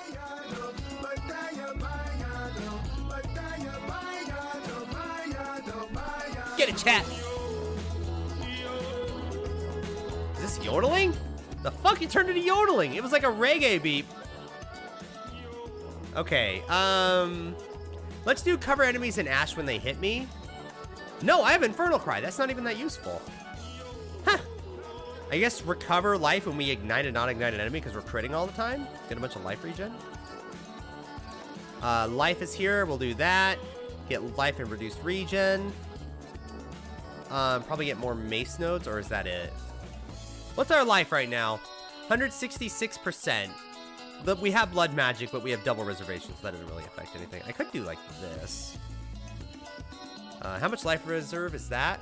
We would gain 3% reserve life back. I'm paying 140 life, not getting these 5 points. That's fine. We could go Unbalanced Guard. We are going pure armor here. We have no block. I mean, that isn't... I don't absolutely hate this. I don't hate this at all, really. I'm level 90 right now, but I mean, Jesus, look at this. I'm level 90 right now, but we don't have to get all this. We still have more points if I'm going to spend them, right? So, I know the damage isn't that high, but it's fine. It is fine. There's another crit wheel down here if we want it. Crit chance is more important than anything right now. That's interesting there. There is a two-handed wheel over here, but that's really far away. Could get stun immunity here. Accuracy crit chance here. That's pretty good. Because I'm running a precision. It's still not enough. I guess I could come down here for like this. Something like that. So that would bring me to some damage. If we got another plus 1,000 accuracy from whatever, don't worry about it. What DPS are we actually looking at? 26,000 with a 350 DPS weapon? It's not that good. You know, for Glass Cannon, this is doing less damage than the Chieftain. Or the, God, where did I even go? I went Chieftain. No, what was I even simulating down here? Oh, then the Slayer, right. This is like 2/3 less damage than the Slayer. Are you configuring your DPS for Pinnacle? No. No. Nope. Just one skill, baby. That's roughly the same DPS. I mean, obviously, if we were in regular League, just adding more gems. Inspiration. Added fire. Because we are doing faster attacks. It would be 100,000 DPS with the 6th link. So not that good. But that's with a 350 DPS weapon, right? Why not? Because do you think we're going to be fighting Pinnacles at any point? By the time we do a Pinnacle... Listen, if I'm ready for a fucking Maven fight, you bet your ass we're tuning this up to like 500 DPS, okay? At that point, we're shooting for like a 500 DPS axe. which would, by the way, increase my damage here by more than a third. So there you go. But it isn't that good. That's the problem. I guess we do have Fortify. Is it the mace that's letting me down? Is it the really low attack speed? Is that the issue here? Should we go like axes? Ugh. Now we'll never see Gary killing any pinnacle? Oh yeah, we're gonna kill a pinnacle, don't worry. Does Shaper count as a pinnacle? I can kill a Shaper. Listen, if in the regular game, by the time you're done with white maps, you have the capability of killing Shaper, I think Ruthless can handle Shaper. It's also a bit clunky with curse effectiveness currently. What do you mean? What's a bit clunky? The build? I mean, we're going a mark, right? So it's not going to affect this build. Oh, the pinnacle config. Ah, true, true. But couldn't you do something like, hold on, let's test this. So 25, oh, I guess I need a curse. I was about to say, what if you could do like pinnacle boss and then, or uber pinnacle even. Nah, probably just pinnacle. And then go to your custom modifiers and add like, plus 200%, whoops, plus 200% effect of increased effect of curses. Effect of curses. Of hexes? Hexes? Increased effect of whatever. Couldn't you do something like that? I think that would kind of counter it, right? If you do the pinnacle boss? I don't know. I don't think this build is very good. Just this is not very good. Inquisitor is kind of disappointing. It's not really doing much for me. I guess because I don't really have much intelligence. Maybe if I went more up here, it'd be good. So every node here gives me 0.7%, 0.75% crit chance. If I did something like this and I actually got intelligence here. What's our crit? 66%, which is pure intelligence increase, 52% without. We would get 3,000 DPS. I'm just saying your damage is lower than you think because you normally see your mapping DPS with pinnacles configured. Gary never configs off normal enemies. I do when I'm in like the regular game, but ever since I've been doing Ruthless, I didn't. I'm just saying your damage is lower than you think because normally you see your mapping DPS with pinnacles configured. What do you mean? Are you saying like because of just circumstances and maps, you're not always having pure uptime? Oh yeah, I guess I don't have like marks and stuff on. So disable that. We're keeping on Infernal Cry because I'm always going to have that when I can. Everything else is fine. Molten Strike sucks with a two-hander. Okay, yeah, fair enough, but like, it's not that different, right? You refused to in previous POB streams? Well, listen, you little shit! Yeah, it's fine. Listen, we'll worry about pinnacles later. I'm more worried about like yellow maps right now. 300k DPS is what people agree with smooth mapping, but that's 300k pinnacle DPS? Is it? I don't think so, is it? We'll see. We'll see. I mean, I could always go, what was I doing originally? Oh, Bladefall, Blade Blast. This is under construction. Ignore this. 87. With 6 blades, Blade Blast, we have 120 DPS. If we meme it up and did 50 before a boss starts, we're bursting for 600,000. But that's not against pinnacles. So against the pinnacle boss, we have 63,000 with 6 blades, and we burst, meme burst. We don't actually do this, but for memes, we would burst for 360,000. But this would suck then, right? If we did pinnacle stuff. What's my Searing Bond build? 111,000, and this is with 95 skill tree. 95,000, and let's go against Pinnacle. We would do, well, that was actually standard boss. Hello. Against the Pinnacle, we would do 83,000 with full combo, right? Are we sure about that? You should always have Pinnacle DPS configured because that's the reference we have. 1 mil DPS build is like 1.8 normal enemy DPS. I'm looking at 170,000 on an 86 Berserker with a 350 DPS axe. Ruthless config for Volcanic. Can you link that POB, Fonzie? I would be super curious to look at it. Also, I don't think we're looking at a smooth red mapping in Ruthless. Smooth is a strong word, but I do think we are going to be red mapping, just not like perma tier 16 sustaining. That ain't going to happen.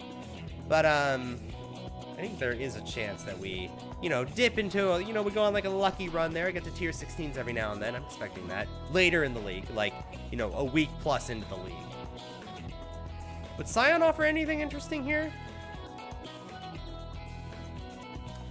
I don't want to go Juggernaut, but the endurance charges are going to be super nice. And cannot be stun and shield on demand. We could go Berserker here. I wouldn't mind that. Just get damage, range, stun immunity, or rage stun immunity. And then combo it with, like, Inquisitor? We get Conk Ground. We get effective Conk Ground lingers.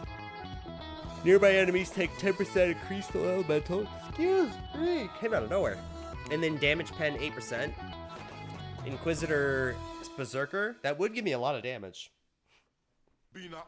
How about Earthbreaker Fissure? I don't want to because it's not a new skill. Now, I'm not opposed. Hold on. We're not done yet.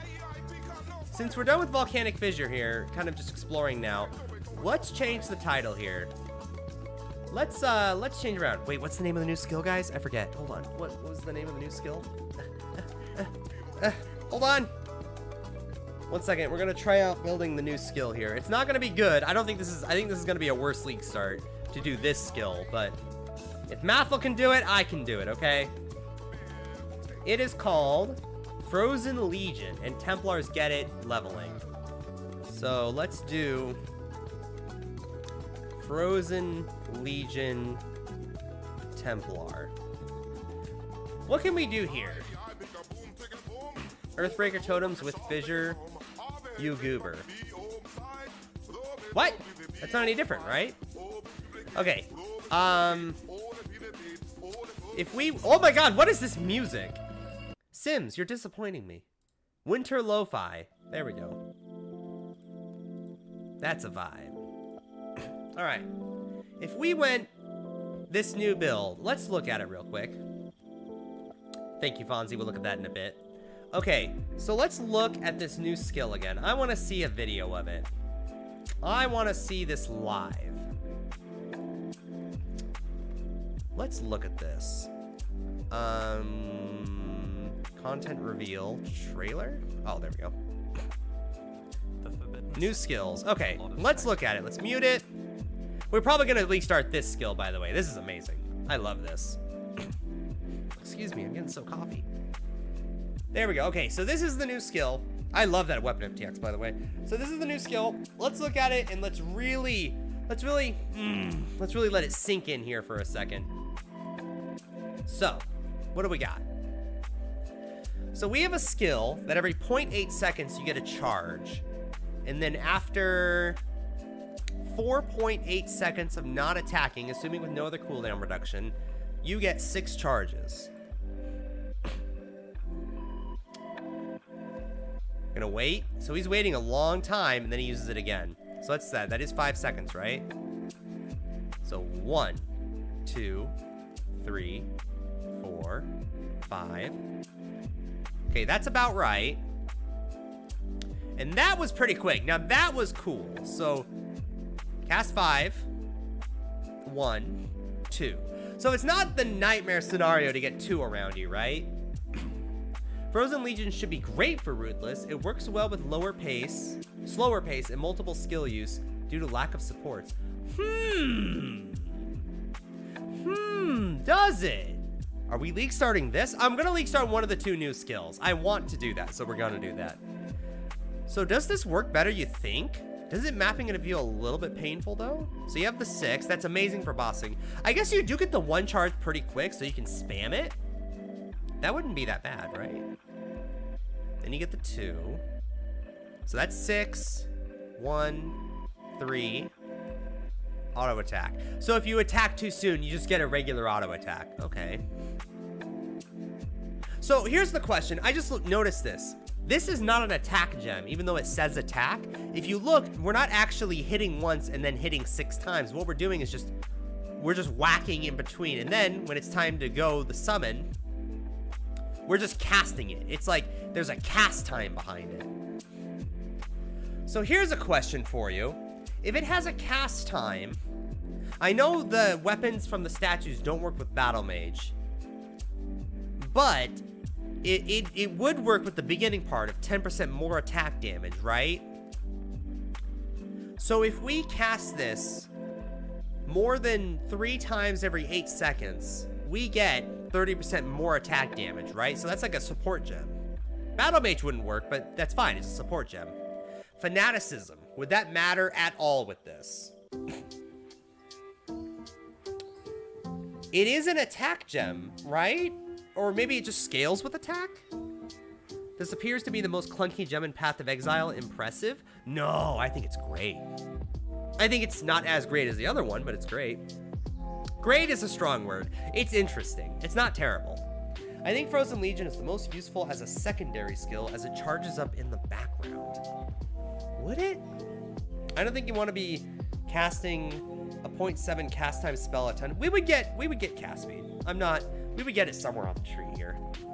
Because it scales with spell damage, right? So we're naturally going to be going into like this part of the tree where we can get some cast speed. How would a Hierophant, well, hold on, before we do Hierophant, how would Fanaticism work with this? What would we gain? Gain 1 Fanatic charge every second if you've attacked in the past second. Hypothetically, if we did do another skill in between, like Smite or something, if we did do another skill in between, we would get Fanaticism pretty commonly, right? What would we get from Fanaticism? Spells we would cast, Frozen Legion, would get 75% more cast speed, so the cast time would go from 0.8 seconds to 0.2 seconds without any investment. 75% reduced cost, whatever. 75% increased AoE. Now, let's look at that gem again. Hold on, we'll... Content reveal, announcement. Let's look at the gem again. Which is here. Frozen Legion. What do we get? Spell, cold, attack, AoE, melee. This spell consumes multiple cooldowns to summon icy statues. It does have AoE, so it should scale with AoE. So this would give us like super wave clear every now and then. If you attack so frequently, you're gonna consume the cooldowns. Does it work well with War Cries? It's not a slam. I guess theoretically? I wouldn't do Infernal Cry with it, obviously.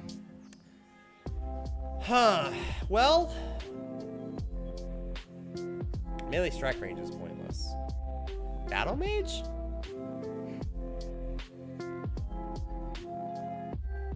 Oh, actually, Battle Mage. Let's think about this. The buff grants 10% increased crit chance per 5 power. We can make that minimum 10 at all times. Buff makes increases and reductions to spell damage, also to apply it to attacks at 25% of the value per 5, so 50% at minimum, up to 150%. So against bosses, it would be 100% spells to attack scaling, and exerts the next 5 melee attacks we perform. And supports the spell skills, causing them to be triggered. Exerted attacks trigger a supported skill with their first melee hit. So we would not support Frozen Trail. Yeah, no, I wouldn't use it to support Frozen whatever. That doesn't bother me. I'm more interested in the buffs, and we could do like some inadvertent thing like a curse or something, right? We could have this trigger a curse easily. That's what we could do.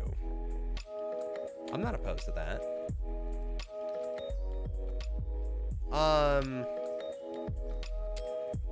So if we did this,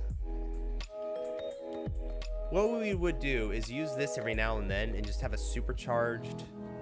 No, I don't like this actually. So the reason why I don't like it is I was getting it backwards.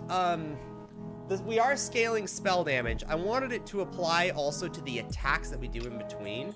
But I guess if we have a slow attack speed weapon, that wouldn't matter then, right? This would have permanent uptime. Does that double dip? There's no shot, right? Buff makes increases and reductions to spell damage also to apply to attacks.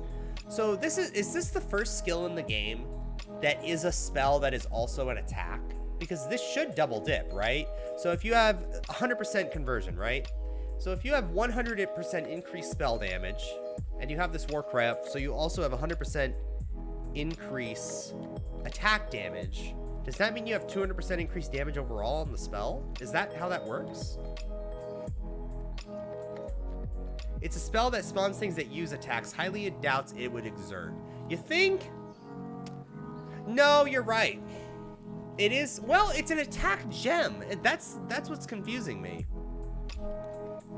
Also applies to attacks. No, I guess it wouldn't work, would it? Yeah, I guess war cries are bad on this, aren't they? Oh well, we thought about it. So yeah, I guess it can't be exerted. I gotta remember, it's a spell that just has an attack element. It's like Blade Trap, right? Blade Trap's not an attack, but it works the same way. It's a trap that uses your weapon as if you were attacking through the trap, but you're not attacking, right? It's the same thing here. This is a spell that it operates like you're attacking every 0.8 seconds, but you're not actually attacking. You're just casting the spell. Okay. So, Instruments of Zeal is still very appealing to me. We're not going to be able to trigger it. So, hold on. I still get confused. Does Instruments of Virtue does work on this, right? Because we get 30% more attack damage. I'm not opposed to using it once or a couple of times every 8 seconds. I'm not opposed to that. And our regular attack that we would use in between... Our regular attack we would use in between would... Plus we could have like a curse or something, right? Because we're not doing Battle Mage or whatever, the War Cry. We could cast a curse. That would do the same thing. Because curses have a cooldown, right?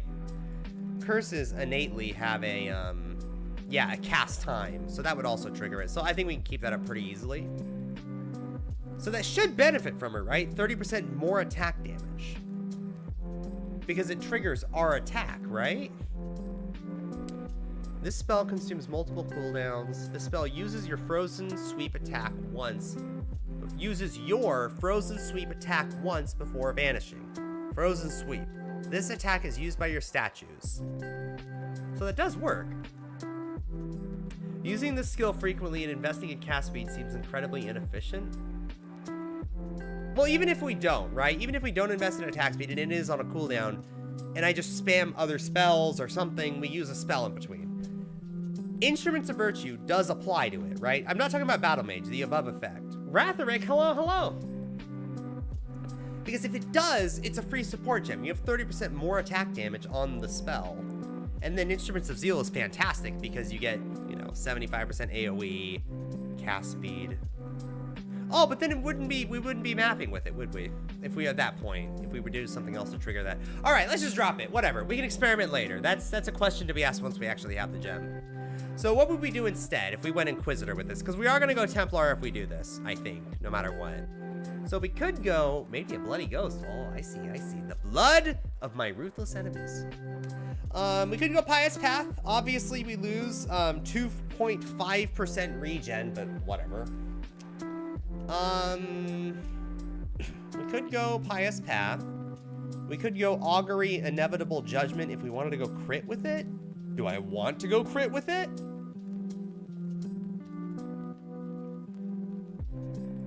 Do I want to go crit with it? Damage with weapons penetrate, so that wouldn't matter. If we went crit, it would be global crit, right? We would want like spell crit. Man, this is so confusing. So, wait, can this even crit? It doesn't have a crit. Oh shit, wait. Can this crit at all? Because it doesn't have a base crit to actually scale. Oh shit. I would go slow crit and then double damage mace. Hold on. It doesn't have a crit chance though. We don't know the crit. Is it 5%? I think it can't crit. Yeah, me too. Yeah, I think Frozen Legion cannot critically strike. How interesting. It's an attack. It just uses your weapons crit. Oh, like Blade Trap. Oh, fuck me. You're right. Shit. Hold on. I gotta look at Blade Trap. Let's look at Blade Trap. Look at that. No crit chance. Swings 2 copies of your equipped dagger, claw, and one-handed sword around it in a circle, repeatedly damaging enemies. Well, there you go. So you're right. You're right. Fonzie, coming in with the answers. Thank you. Thank you. So, it can crit, but you have to get a weapon with a high base crit chance, right? So I guess Inevitable Judgment is pretty good here. If it gives you crit, I'm assuming it does also work like Blade Trap in that we can get spell crit to also crit on our weapons? Does that mean this wheel is 40% crit chance always? It has to, right? It's a spell. Yeah, okay. So I can invest in spell crit nodes for attack crit. That's kind of cool.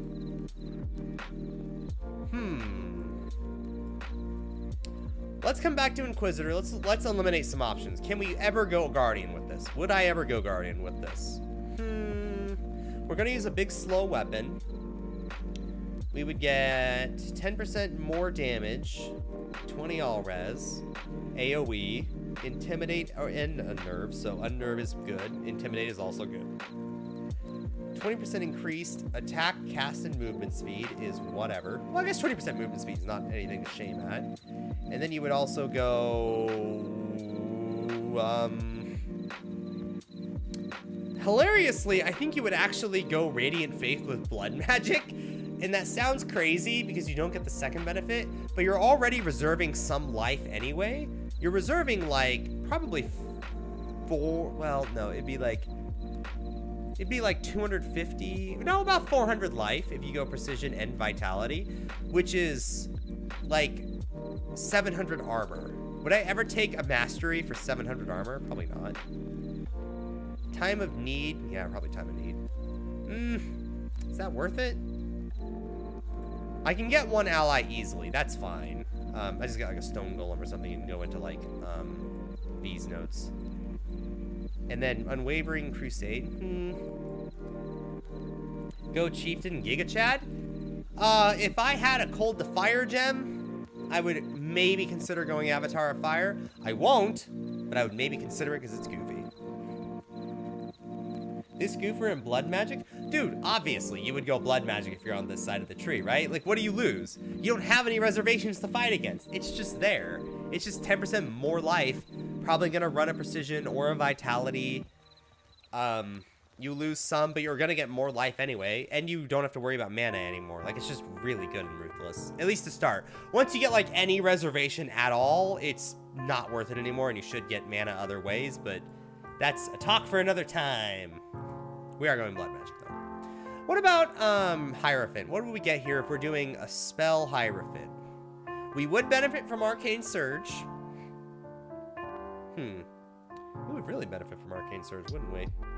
We would have non-damaging ailments have 50% reduced effect, so we could get freezing, chill, and shock immunity pretty easily. We have 30% increased AoE and spell damage leech, which I don't... Yeah, that would work. Yeah, because you could scale trap damage. Okay, so like Blade Trap, if you got something like your trap damage leeches, that would still work with Blade Trap. So it should work with here. So our spell damage can leech his life, even though it's technically an attack. We would get free Arcane Surge all the time at 70% increased effect. And then we would go like Conviction? Conviction and just do that. That wouldn't be bad. Get endurance charges, power charges, bunch of damage, AoE, bunch of mana regen. We wouldn't go Blood Magic here for obvious reasons, but you know, ton of increased mana regen rate. Let's try it. Let's try a Hyro version of Frozen Legion. Just don't. Why not? I think this is kind of dope. We could go like Mom. We could go like Clarity, Vitality, and Precision. Clarity. Gary, what about the Mewling? Don't worry, we're playing it all league. We can pull this off. Precision. We could run all three. I'm not gonna go Mom. Well, I mean, we could. No, I wouldn't go Mom. We're not going Divine Guidance. I'm still gonna keep my Mana Bar, though. I'm lost. What build are we doing here? We're doing Frozen Legion, Hierophant. It can work. Arcane Surge does work. Hold on, we need Arcane Surge somewhere.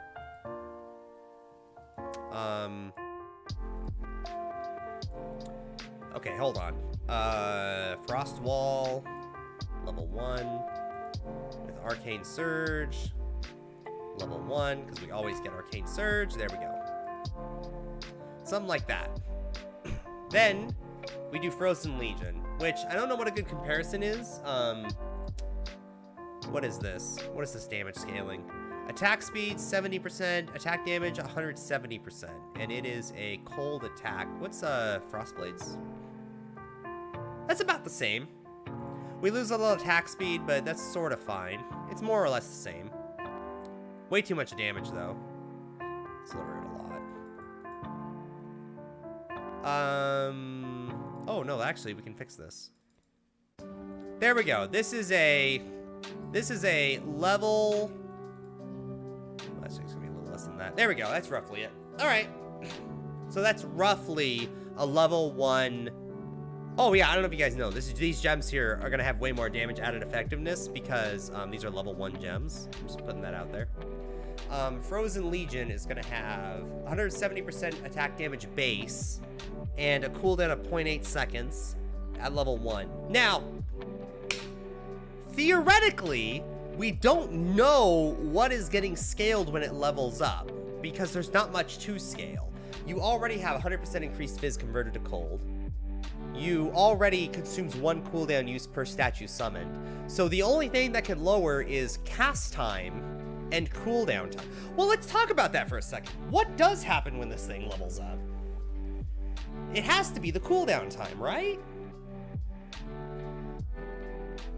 Use Ice Crash instead. Frostblades will be clunky with its flat cold. Oh, thank you. We'll fix that in a second. So what does level up here? The damage effectiveness is already pretty good. Is that all that upgrades? Mana cost would go up. I can understand that. Is it the cast time would get lower? Because anything that works here is just pure quality of life, right? Oh, I didn't think about that. Let me zoom in for you guys.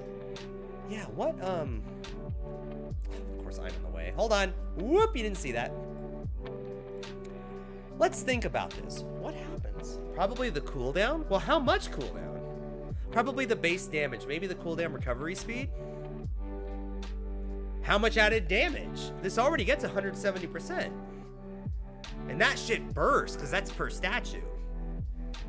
If the cooldown lowers, then I'm going to seriously consider only using this skill and not as, like, a secondary boss burster.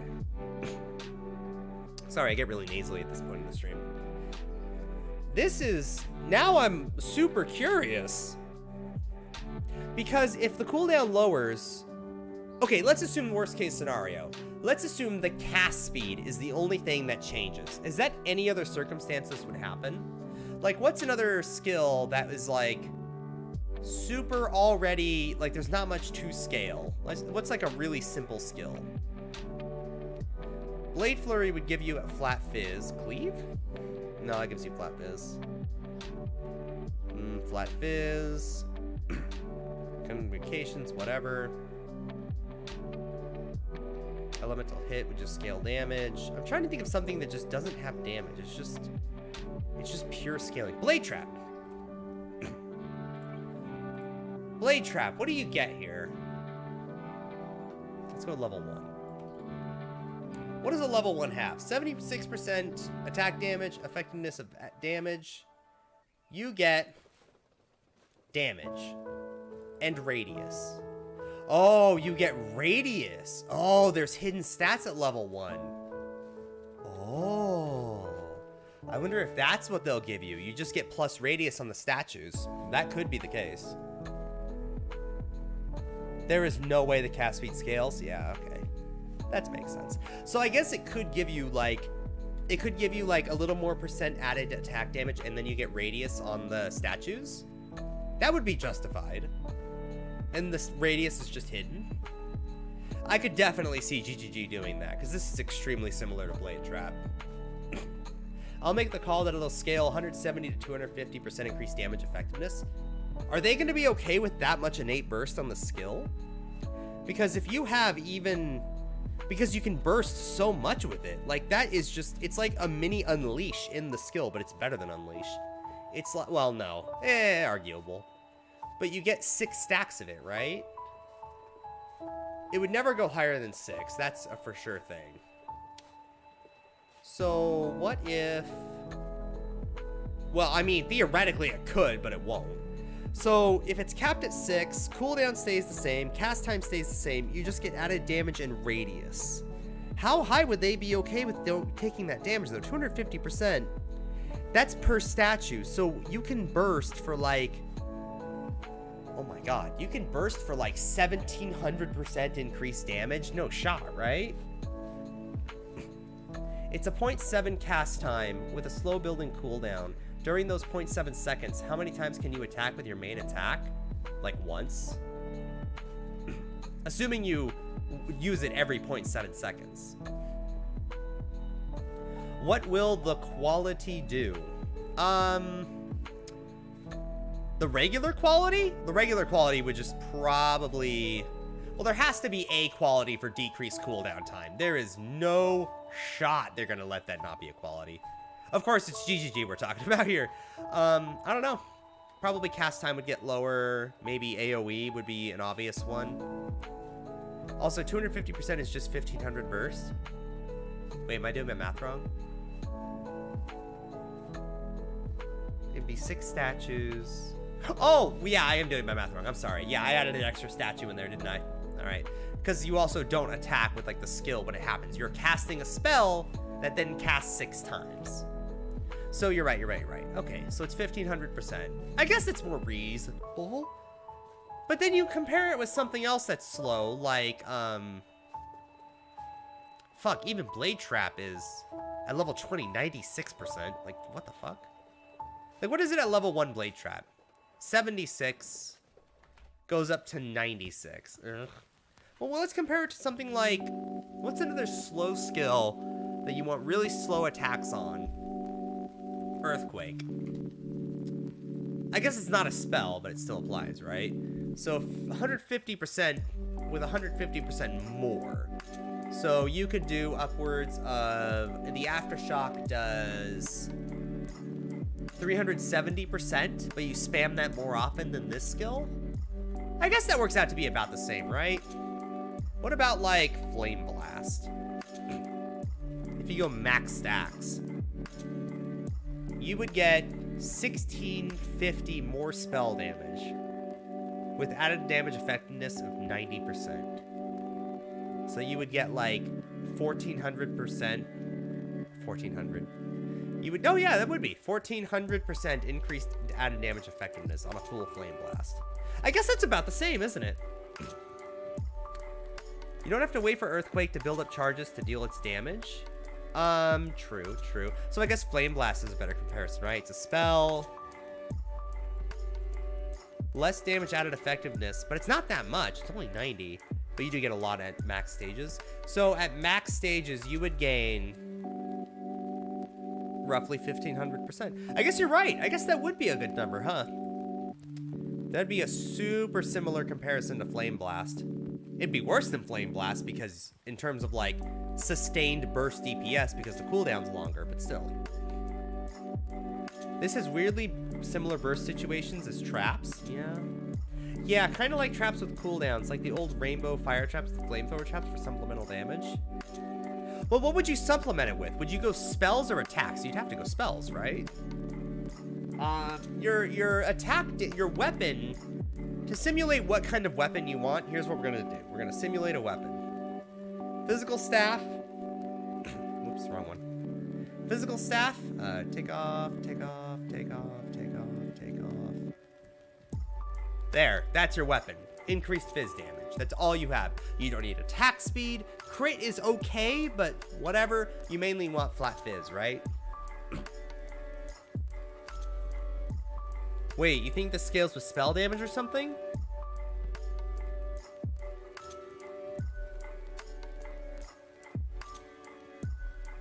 This spell consumes multiple cooldowns.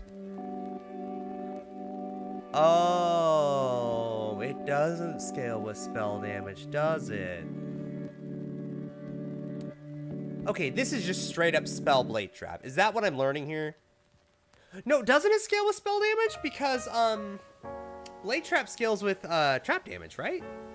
And that's not technically hitting with a trap skill. It's like, or maybe it is. Fuck.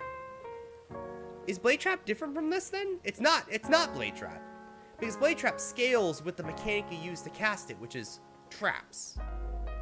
Unless we're saying, like, it's just a trap that uses your weapon as the trap.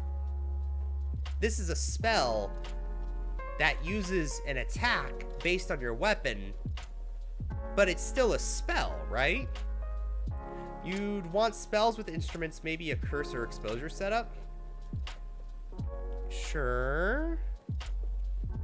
Use Frostbomb or something, but shouldn't this work with spells? Now I'm gonna fight you on this. I think it does. Spell damage, like percent spell damage. This should work, right? Because it is an attack, but it's not you attacking. It's these statues that deal damage based on your weapon. They're attacking, sure, but it's still spell damage. For the same reason, Blade Trap's not a spell. Trap, attack, AoE. So this has a trap tag. If you scale trap damage, your weapon damage is increased on the trap. That does work. The statues are using an attack skill, not a spell skill. So Blade Trap is attacking, right? Is this not an attack? You have accuracy. If you don't have accuracy, this trap doesn't hit. I feel like it's similar to minion spells, but it's definitely in a weird, I wish they gave clarification. Do spell damage increase minion damage? No. Does Blade Trap consider your accuracy because it's attacking? Yeah. So I don't know. I'm gonna argue that it would work. It should on paper, right? Why else would you give it a spell tag then? Well, I understand why, but like, is it literally the spell tag is just there so it has a cast time? Is that the gimmick here? That can't be all it's for, right? It has a spell tag. It should scale with spell damage. Okay, let me give you a comparison. Let's look at Righteous Fire.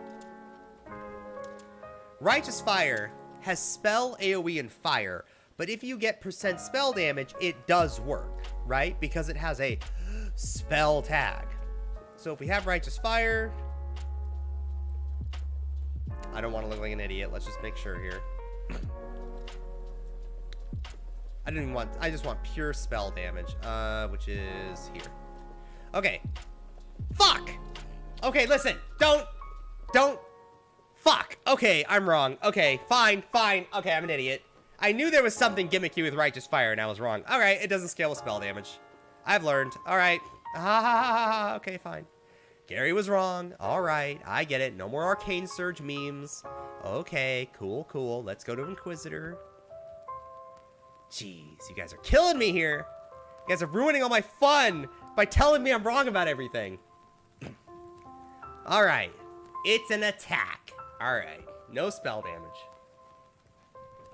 Don't be Omega lolling me. Alright, fine, you can Omega lol me a little, but still. Alright, now let's think about this. Let's critically think about this, because I didn't put nearly as much thought into this as I did the other skill. If we went this skill, what do we want? What do we want to scale with? What's going to be our in-between? This is a spell that does not scale with spell damage, that we do not want cast speed on, and for all intents and purposes is an attack that just bursts enemies once every 5 seconds. Okay, cool, fine. Understood? Integrated. How do we use this? Do we just throw this on like an Ice Crash build? Is that what I'm learning here? If we went Ice Crash, would we get the same conversion? We would get AoE anyway, because we want this as to have as much AoE as possible so everything gets hit by everything. Because these guys do an AoE attack around them, but they approach forward with it. They step forward, so anything on me takes all the damage. More AoE means more wiggle room. It's a strong secondary burst skill you see every few seconds. So yeah, I think we want to combo with Ice Crash. But if we're using Ice Crash, are we going... Excuse me, Jesus Christ. Are we going... full crit? If we go full crit, I don't need exposure. If we're going full crit, I don't need... Sorry, my arm's over my head right now. That's why it's crooked. Just imagine a goo arm over my head. Inevitable Judgment would give us... We don't need exposure. Our curse can be defensive or offensive, but it wouldn't be pen. Our curse could be... We wouldn't even need life gain on hit. Maybe it would be something like... Maybe just Assassin's Mark? Just get more crit? That could work. We could do... We wouldn't use Conductivity or Frostbite or whatever. We could do something like... Is there anything offensive that's left?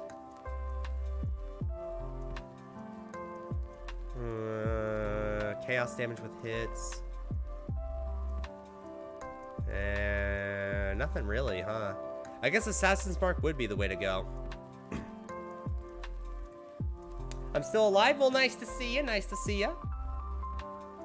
Do we want a fast attack skill as primary or make use of the fact that the minions use your own attack speed? Here's the thing. I'm guessing I'm gonna do the Chris Wilson vision. I'm gonna have a big, slow, heavy weapon and we just burst bosses with it. No, that would be stupid. I was about to say, what if we just went, hypothetically, if I played Normal League, what if you went Cold to Fire, Avatar of Fire memes, with this gem and the other new skill, and you just went, like, slow slams with it, as, like, anything with it? What if you just did that? It would help the Fissure. No, you'd want Cold to Fire because you're using both new skill gems, so you'd want the Cold converted to Fire on it. So you would go full Cold to Fire, and then you would have your other skill, which already gives you 100% Fizz's Fire, and then you would just scale fire damage and AoE and all that, and then you would, like, the new skill, the Frozen Legion, would compensate the lack of single target on the new Molten Strike Slam skill. What's a Cold to Fire? A gem that exists, that I want to use one day if I find it in Ruthless. Dude, Earthbreaker totems with this as a secondary skill? I don't like totems. Alright. We could go Pious Path Augury, and just ignore crit completely. I don't know. If I don't need attack speed at all, now I'm wondering if Staff is the way to go. And here's why. Okay, now I have a question. Since we've established this is an attack. It is an attack that these statues cast based on my weapon damage and attack speed on my weapon. But if I clicked one with the river, damage with weapons penetrate 5% Ellie pen, that does work, right? This would work with the frozen statues. So if I went staves, and went this with, like, all this crap, like, knocks back enemies if you get a crit strike. I'm assuming that would knock back if I do that, right? All this crit would work no matter what, because it's global. Come down here. Damage, or we wouldn't do that. You block, crit. 10% chance to gain an endurance charge of melee crit. You would get. That would work, right? Not maces for the double damage mastery? No, we wouldn't. We wouldn't because 1 second cast time requires you to have a skill that's very slow. Like here, let's do, God, what's a good example? Earthquake. Like Earthquake right now would do, where's my attack speed? 0.94, that would barely work. And we can't get any attack speed anywhere in the build, and that's with Earthquake. I can't imagine, that wouldn't even work with that, would it? Yeah, statues should inherit your attack. Yeah, no, the maces would not work for the, Frozen Legion, because it's, double damage with attacks if attack time is longer than 1 second. Well, I guess the statues, hold on. If they have my attack speed and I have a 1 second attack time, they do benefit from this mastery. They would. Okay, they would benefit. I'm not gonna use it, but they would benefit. Let's assume we don't go crit. Let's just go regen memes. Let's go augury. Let's assume we're going like resolute technique or something. And Ice Crash would be what we build it on. Because if Ice Crash has good damage, then this will have good damage. What does Ice Crash gain as it levels? It's radius, right? No.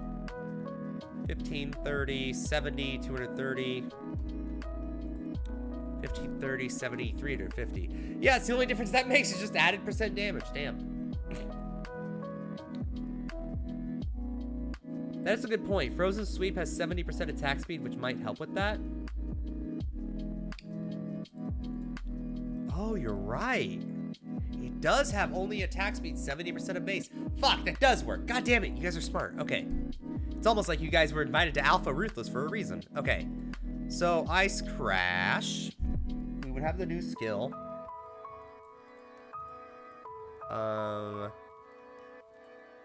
Ice Crash. Do skill, Pious Path. Alright, let's start building this out. Going damage, life, AoE. Probably want melee crit. Well, no, that's actually not good. Yuck.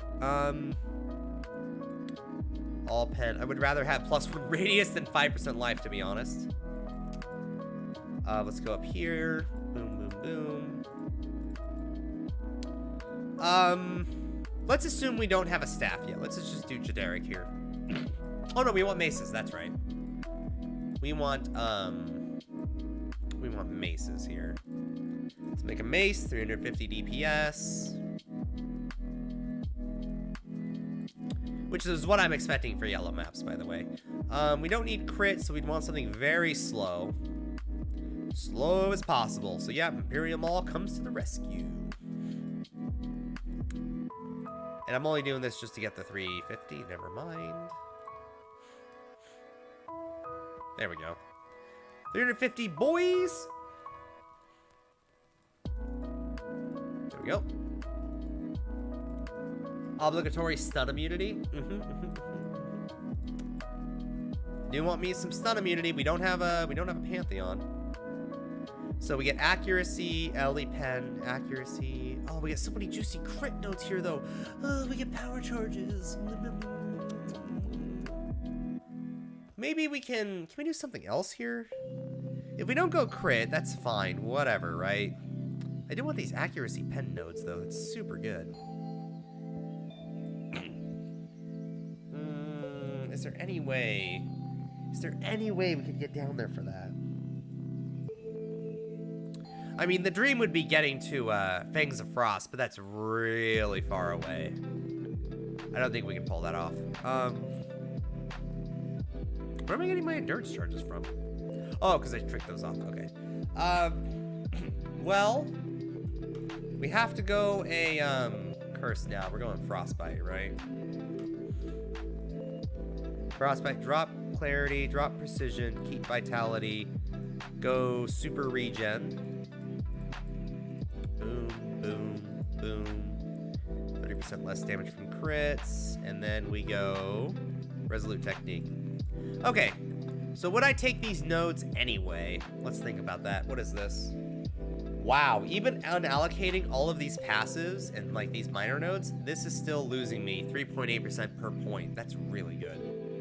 For some perspective here, Unwinding from here would be 4.1% per point, and unwinding from here would be 2.8%, and this is no joke. So this is actually really good even. I guess once we get better stats, we don't need the everything here. I guess it's not terrible. You get 54% increased elemental damage with maces, and you get 5% LE pen. That's not bad. Access to life. All right.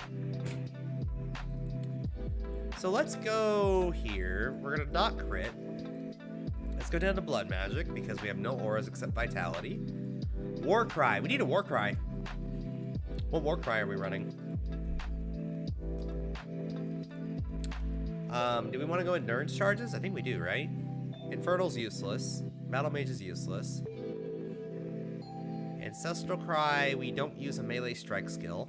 I guess it'd be nice for armor, but whatever. Yeah, okay, Enduring Cry it is. I'll take some endurance charges, thank you. Which means we can invest in endurance charges, that's kind of juicy. Lots of regen. Hypothetically, do I want to run Righteous Fire?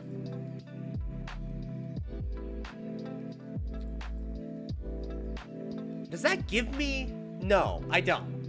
We don't benefit from the more spell damage on the skill. Never mind. I was about to say, because, like, Righteous Fire gives more spell damage, but it doesn't... Yeah, that's fine. Intimidating? Well, I guess I can move back over here now. What do you mean by intimidating? Life. This note's probably worth it. Intimidating cry? No, not on this, right? Taunt, overwhelm, double damage. No, because the spell is not an attack. I know we just said everything we said, but the actual hits against monsters, one, there's gonna be 6 of them at once. Well, that's whatever. It's more like the double damage is why you use this.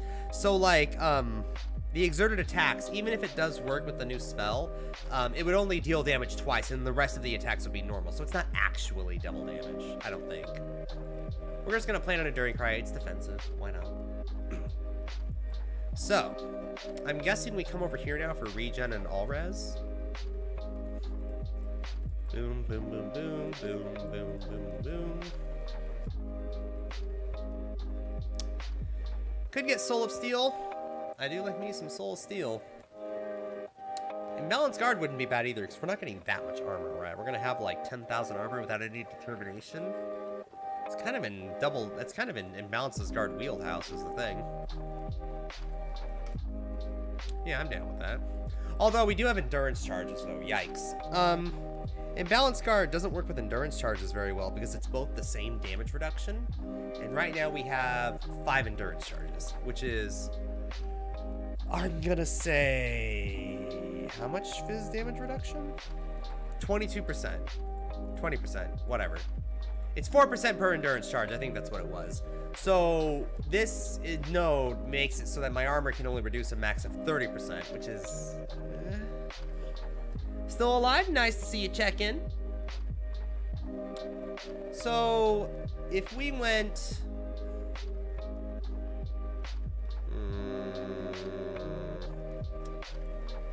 I guess we can get Fortify. Fortify is pretty juicy. There's nothing else I would want down here, right? Okay, how many points do we have here? We're going to be a level 85 build, probably. This means that we have 108 points. So we have 18 points to use. Mace Masteries come to mind here. So let's go boom, boom, boom, boom. All damage can chill is pretty juicy. Stun duration, stun threshold seems better. What would that give me?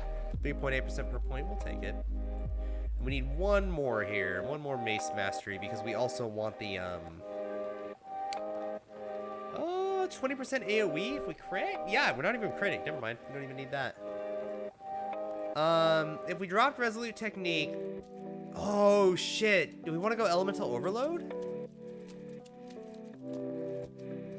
Oh, shit. And that way we would have the Executical done so far away. Do we want to go Elemental Overload with this? Just lastly, you shit on Blood Magic and Imbalanced Guard. Because it wasn't Ruthless. Had I known Ruthless was going to be around the corner with how the reservations can't be found, obviously, I would have changed my opinion.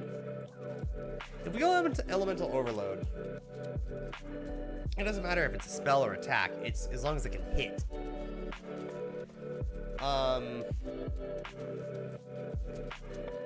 Past 8 seconds. So if you crit once every skill use, you have 40% more LE damage. But I have to invest in accuracy, which I do get here quite a bit. I could easily justify coming up here for these nodes. Something like that with a precision.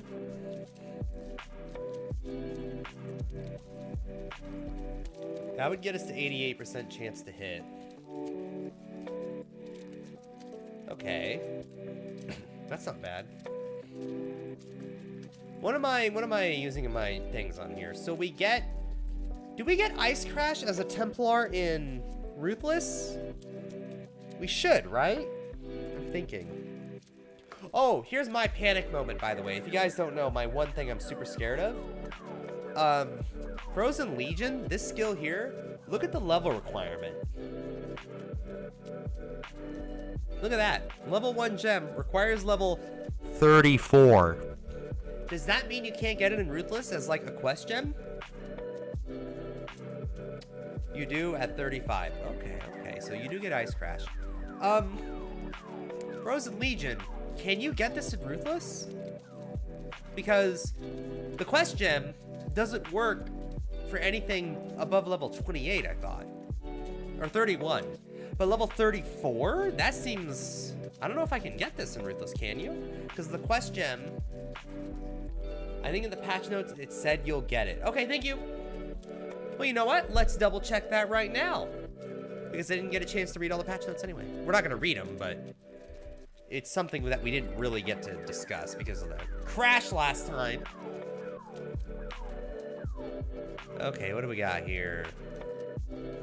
Oh, Ruthless, right? That's probably gonna have its own section. Bug fixes, fracturing orb.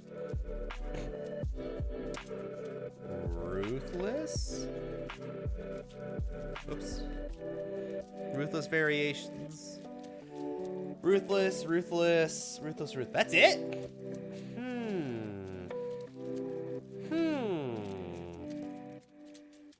Search for Legion.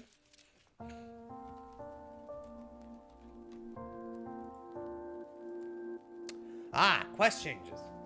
Frozen Legion is now offered to the Templar for completing Breaking the Seal. Oh, the same time as Ice Crash? Well, that's fine. That works then.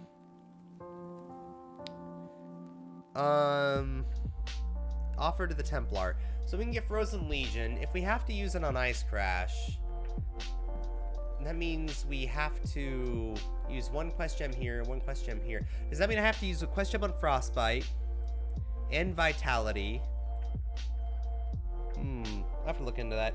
Kermek17, hey Gary, hello Kermek. Your name reminds me of a Mortal Kombat character. Was 3.19 your favorite league? Was Calandra League my favorite league? Ever? Ooh, no. No, it wasn't. I think my favorite league ever... Well, it depends on your definition. My favorite league in terms of... My favorite league in terms of league mechanic was Ritual. That was my favorite league mechanic. My favorite league for, like, build variety and just general gameplay, probably Breach. I really liked Breach. Breach was fun. Breach was fun because it was the first ever, like, AoE, just slay all the monsters quickly league, and it was so cool at the time. Double dipping was in its prime. A lot of broken things. What was your favorite league, Kermek? Your name is totally not Wait, what's his name? It's not Kermek, it's Ermek. Ermac, that's what it was. Your name reminds me of Ermac. Ritual League Mechanic is my favorite, and my favorite league overall, like memories and skill, probably Breach League 2.4. Before there was even 10 acts, baby. We probably want this armor mastery, don't we? Not really. I feel like I'm missing something here. The damage isn't that bad because we're not including the entire gem we're building around. Ice Crash is just what we use in between. And this gives 14,000 DPS. I would imagine the burst on the other skill is going to be pretty good, right? I mean, I guess we could sort of calculate it. How would we calculate it? You can't really, can you? It's like 5 auto attacks. I don't know, heavy strike? And then we full DPS it. 5? That's my burst? 17,000? Does that sound right? No, because it would be times 3, or whatever. Because the damage added effectiveness is too high. So something like that? So it'd be 10,000 DPS, so I'd have 24,000 DPS total. Well, no, that's actually per second. So it's actually like 2,000 DPS per second. But it's like bursty. Okay. Maybe. Maybe. I'm at 3740, but Heist is the last one. Oh, no, you'll get there. I believe in you, Geargate. So, how can I make this better? That's a lot of damage. Same damage. What do I want here? Double stun duration, reduce stun threshold. I guess I can get culling here. Whoa, crush works? Oh, heavy strike. Oh god. Okay, hold on. We need to disable that. That doesn't count. Excuse me, getting so nasally. Yeah, that doesn't work. I guess we can get culling there, but we have, oh no, never mind. We are a level 85 build. That does work. We need Dex for precision. And we get 1 here. So that would give us the 91% hit chance, which isn't bad. But it's not that hard to get more accuracy on the build because we have so many scaling percentage modifiers. And how much accuracy do I actually need here? Let's calculate it. Let's do plus 200 accuracy. 95%, so 499, 98, 99. So I need 600 accuracy, probably even less, right? 550, 60, 55, plus 56, 57, 57. Okay, so 557 accuracy with a mace with no increased accuracy on it, with a precision and this tree. Is 550 accuracy untenable in Ruthless? It's kind of a tough ask, isn't it? Well, what's the other benefit here? Let's imagine we don't go crit. What do we lose here? We would lose precision, which means I don't have a dex requirement anymore. In fact, we can drop out of all those points. Drop out of these. Completely ignore dex except for like some minor one node kind of deals. Keep Soul of Steel, but we can drop all the crit everywhere, which I didn't really get otherwise. In fact, we didn't even get crit. We got Elemental Overload. Much less damage though. Much less damage. Oh, never mind. It's kind of less damage. I forgot to go Resolute Technique. So we're not gonna go all the way to Precise Technique, I don't think. Why are we Inquisitor?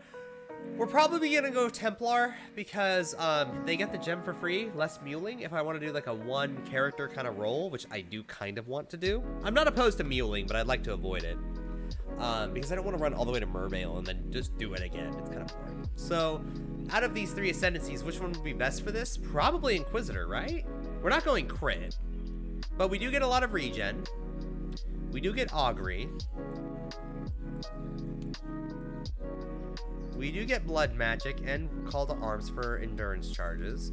We do have fortify. So defenses are looking good. Offenses should be fine, right? Because, oh, whoops, I never clicked it. Enemy is on conk ground. That might be important. That might be real fucking important. It's half my damage. There we go. That looks a little better. It's like 20% more damage. Okay. Oh, and enemies are nearby. Which I guess is fine. Okay. So.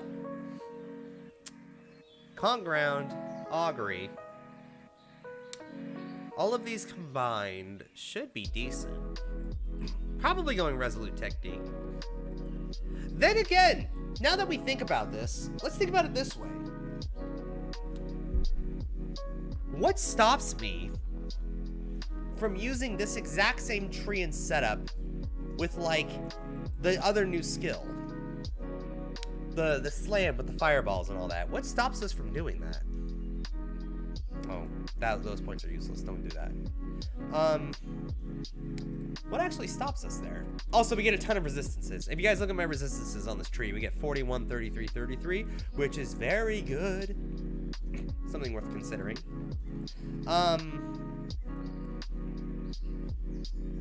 Oh, I guess I could have also got versatility. That would have been pretty good, too. Fuck, that is better, isn't it? Ooh, I'd have to get precision, though. Yuck. So, what's stopping me from using the fireball skill with this tree? Because we're still going maces. We're still getting this life. I still have a ton of points now. Now that I have a ton of points, what else can we spend it on? I mean, if I really wanted to, we could do something crazy like this. Get our last endurance charge. This would be a bad idea, but I mean, technically we could. It would also open us up to getting Executioner, which is pretty juicy. And a two-handed mastery, which we don't even have yet. So I can get reduced attack speed. Increased armor would be pretty nice. Triple damage is okay. I think we would want 60% increase though, right? Just slower attack speed. By the way, we're going less damage per second and more like damage per second per attack. Did you not go Avatar of Fire for the Volcanic tree? If we went this, all we would have to do is just go Lava Lash Fire Mastery, and that would be 100% Fizz to Fire conversion. This is, I don't know if we're actually going to do this, but this is like an option. We have a lot of points to spare. So if I went the new skill, I would just go boom, boom, Fizz to Fire. That would be full fire conversion. That's all that would need. We could maybe come down here anyway for like extra Fizz's Fire, but we don't need it. We would probably go down there anyway and just pick up another Fire Mastery. I guess I have the points. Unironically, we could actually do this. I know this is a level 89 tree, but it's not that hard to shave off like 4 or 5 points here.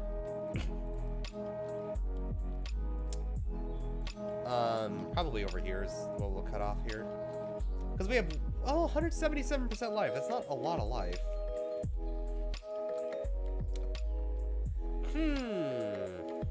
Cold Mastery. Is there anything interesting here? Frenzy charges. No. Is that all worth it for that? Is that really worth it? 1.1% per point. No, it is not worth it. Not worth it at all. I'm alive. Hello, hello. Okay. I mean, I guess we don't technically have to go Templar for this, right? If we're okay with, like, potentially muling an Ascendancy, what Ascendancy do we want? If we were to mule, what Ascendancy would open up for us?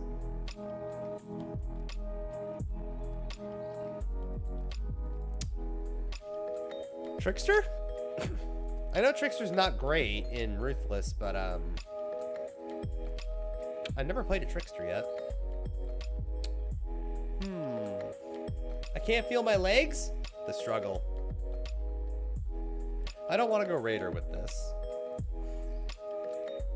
Chieftain? With this? Why? What's the point? Wait, Frozen Legion? Are you sure?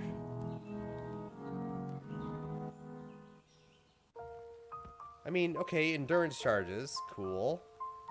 Tassaleo, cool. But, like, there's nothing else, right? Hold the Fire, sure, I could buy it, but... Berserker? Oh, God. Is this what my life has come to? Are we gonna really... What if we did Berserker? Think about this, chat.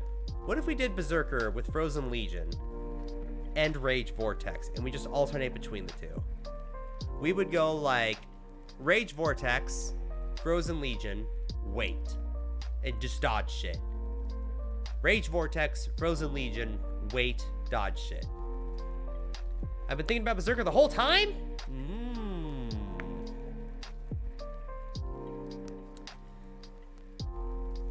We could go for Flawless Savagery, but it feels like a bit of a meme. Wouldn't be bad. Probably Aspect of Carnage into Right the Ruin. Go Blood Magic and then Vitality with a bunch of regen to counter that. Is that wise? Is that a good idea?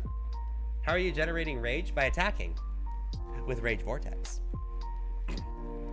I think, unless I'm mistaken, when you cast out a Rage Vortex, that rage per attack is like perfectly procced, right? Because Rage Vortex hits every time and you get rage from it, right? I am 99% sure that is how that works. Spin with the Sword or Axe to deal damage in an area around you. Sacrifice some rage instead of rage forward. Repeatedly deal attack damage based on your attack speed. I am 99% sure that is how that procs. I've heard it's super clunky, but I haven't tried Rage Vortex. Ha! You know who you're talking to, and this is Ruthless. I think it can work. Well, it's less clunky because we can combo it with the new skill, right? That Fizz to Cold Frozen Legion skill. So if we went Rage Vortex Berserker with Frozen Legion, I could easily justify going to a cold mastery like Fangs of Frost, get a bunch of pen, and then go 40% Fizz to Cold, and that's just justify using that for a while. Rage Vortex without generating rage feels like cleave with the occasional projectile. No, there's other ways to generate rage. Like you have your axe node for 1 rage on hit. You have these nodes here for plus 10 max rage, and oh, that doesn't actually give rage, does it? Wait, where does rage go on the tree? Shouldn't you get a ton of it? Axe mastery, plus 5 max rage.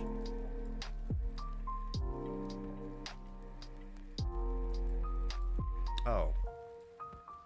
Wasn't there like a million ways to generate rage? What am I missing here? Am I dumb? What's up, Bluey? Excuse me.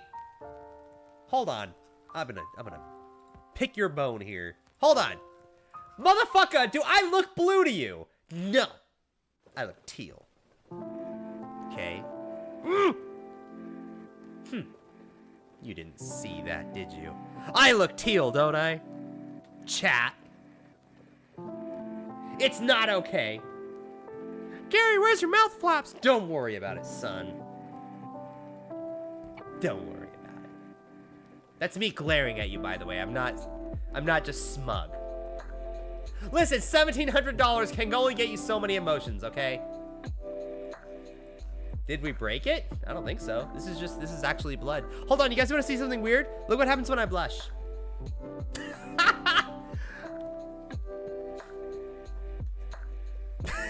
This didn't work. Oh, I have facial expressions. I just never use them. I have emotions.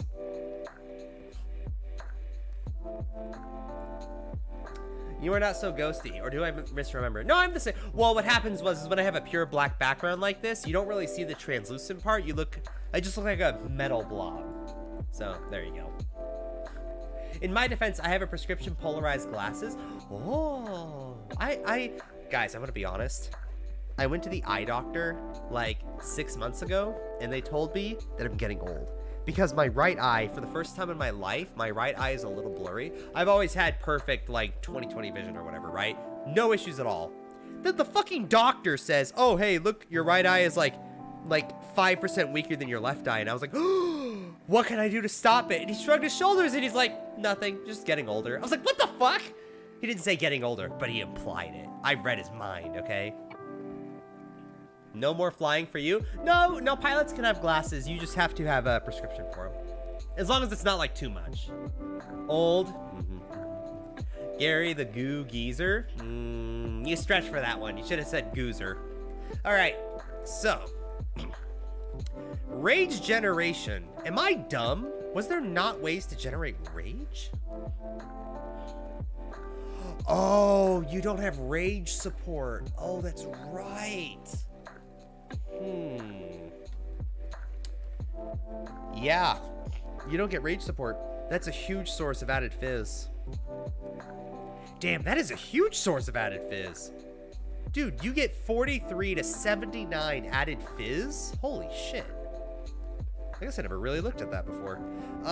Yeah, without rage, I don't think you can do Rage Vortex and Ruthless. I think it's just too much. Yikes. Just find Comb Spirit gloves. Oh yeah, super easy. Red Banner Shield, War Cry Rage. Yes, Red Banner Shield. That shield I can totally find in Ruthless. Red Banner Shield, if you guys don't know, is the shield that gives you unlimited War Cry power. And he's saying with Warbringer and that shield, you get like, I don't know, 50 rage every War Cry, something ridiculous like that. Yeah. Yeah, that's true. That would work. Well, shit, maybe that's the way to go. What if we do this? What if this was our rotation on this build? What if we went... Here's what I'm thinking in my head. We go War Cry, War Cry, War Cry, War Cry. We just spam like 4 or 5 War Cries. We would get the proc for 50% more attack damage. And then we would attack with Rage Vortex. We would get the benefit of this and the double damage from Intimidating Cry. We would get the double damage from that.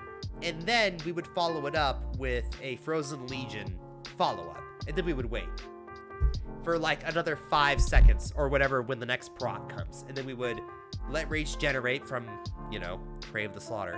Or maybe we don't even go Crave the Slaughter. What if we just ignore that completely? We just go Warbringer with a bunch of War Cries, Aspect of Carnage, and Flawless Savagery? We just go crit? That would give us a lot of flat fizz too. Something like that maybe? Speaking about clunky, what if there's no enemies around? What do you mean? Oh, no. You get 10 rage per 5 power, but there's a Warcry mastery. I guess people don't know this because they never go Warcries. It's a Warcry mastery. You get 10 minimum power on your Warcries. So what this means is that every Warcry gives you 20 rage. So all you need is 3 Warcries. 2 Warcries to get you to 40, and then the 3rd Warcry would sacrifice the 10 rage. So all you need is 3 Warcries.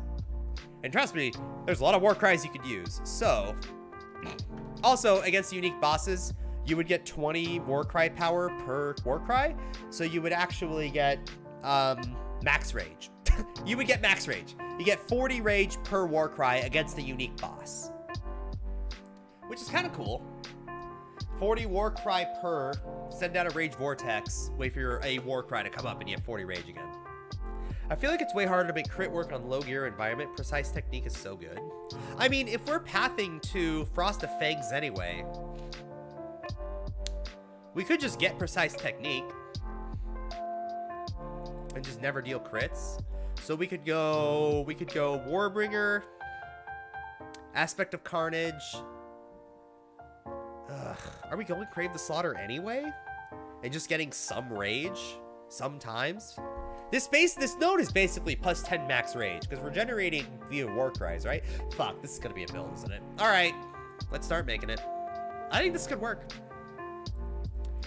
So, Warbringer.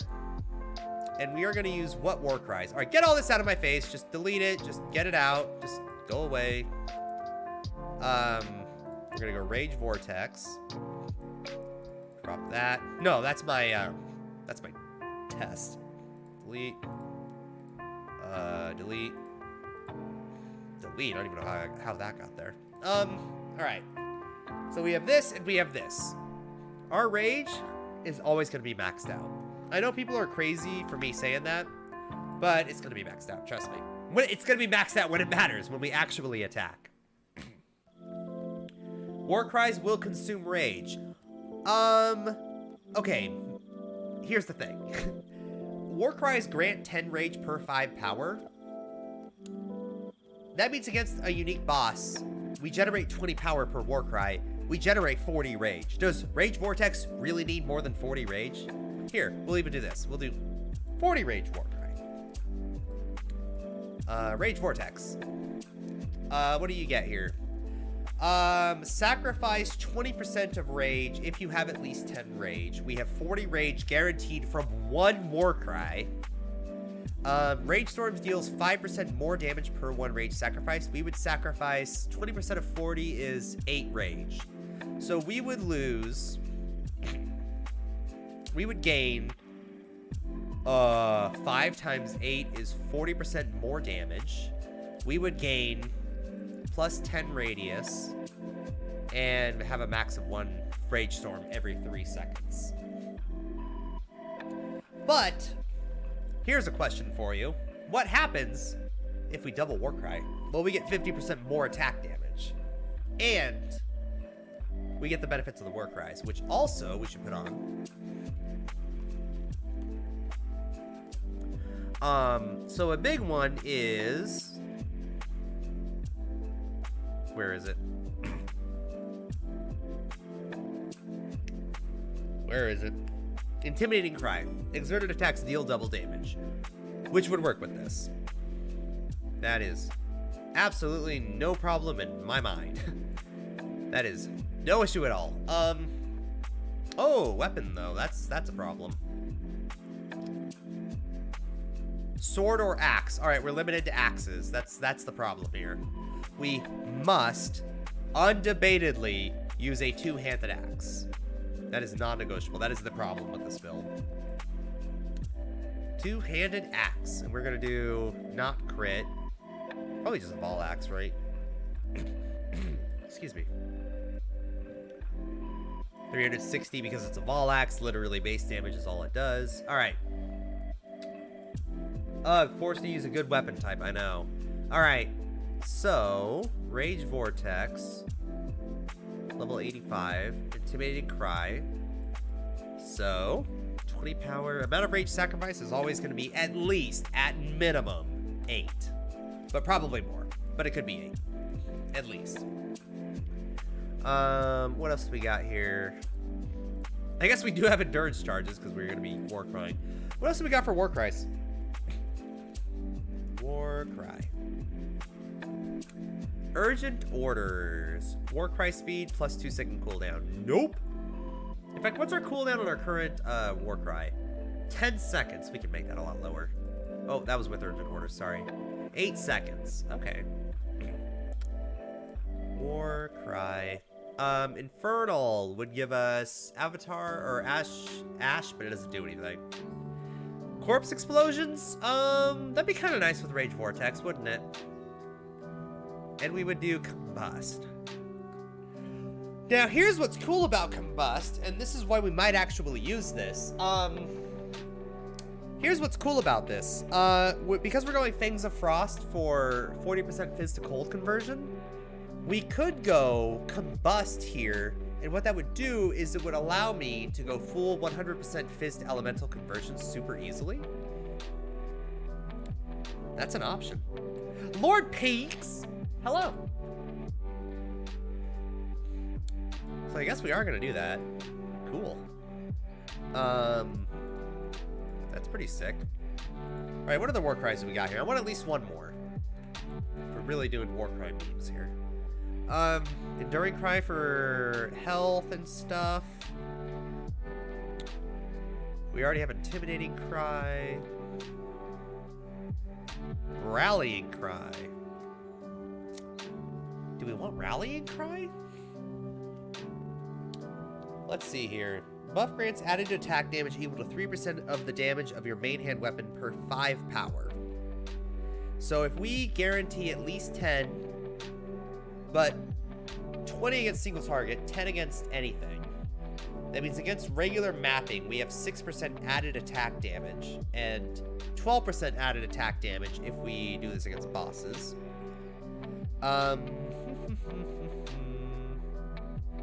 Exerted attacks deal 5% more damage per effective ally. We could run like a stone golem. And it would give us a nice thing. Seismic Cry would just give us AoE, right? Yeah, I'm not doing that. I guess we could go Rallying Cry and have like a stone golem. I wouldn't hate that. I wouldn't hate that at all. Okay. What if it's just those 3 war cries? What do we got here? So first, what kind of cooldowns are we talking about here? Intimidating Cry is 8 seconds. Infernal Cry is 8 seconds. Rallying Cry is 8 seconds. So it's all the same. So, ignoring everything else, let's look at war cries. Buff effect, sure. War cry speed, cooldown recovery rate, duration, speed, cooldown recovery, AoE. We don't need AoE. We're going to be up front there.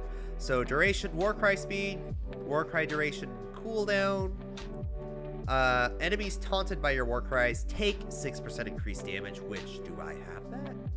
I do. So enemies take 6% more damage. Okay. And then we want to war cries at least consume 10. And then we have other war cry nodes here everywhere, right? If we're doing this, we have to invest in it, all right? There's no ifs, ands, or buts. Stone Golem's probably going to get clunky to get. Same quest as Frozen Legion, but rallying's okay. Yeah. Oh, true. We'll talk about it in a second. We'll go over that. Plus, we have to use Frozen Legion for like a thing too, right? For one of our quest jumps. Okay, what else do we got here? Exerted attacks deal 20% increased damage. Warcry cooldown recovery rate. Exerted attacks deal 15. Exerts 1 additional attack is absolutely useless for us, so let's not go that way. Warcry speed is pretty great. Warcry speed 50%. And remove an ailment. 50% life recovery is pretty good too. Gain 20% increased damage for each time you've warcried recently would be nice. Is there a count for that? Yeah, we're gonna do 3. Have used a warcry recently. Let's look back over here. What is my cooldown on Intimidating Cry now? 5.5 seconds with a 0.32 cast time.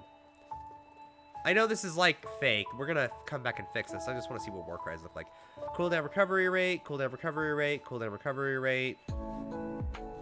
Total power, 20% increased total power counted by warcries. Oh, shit.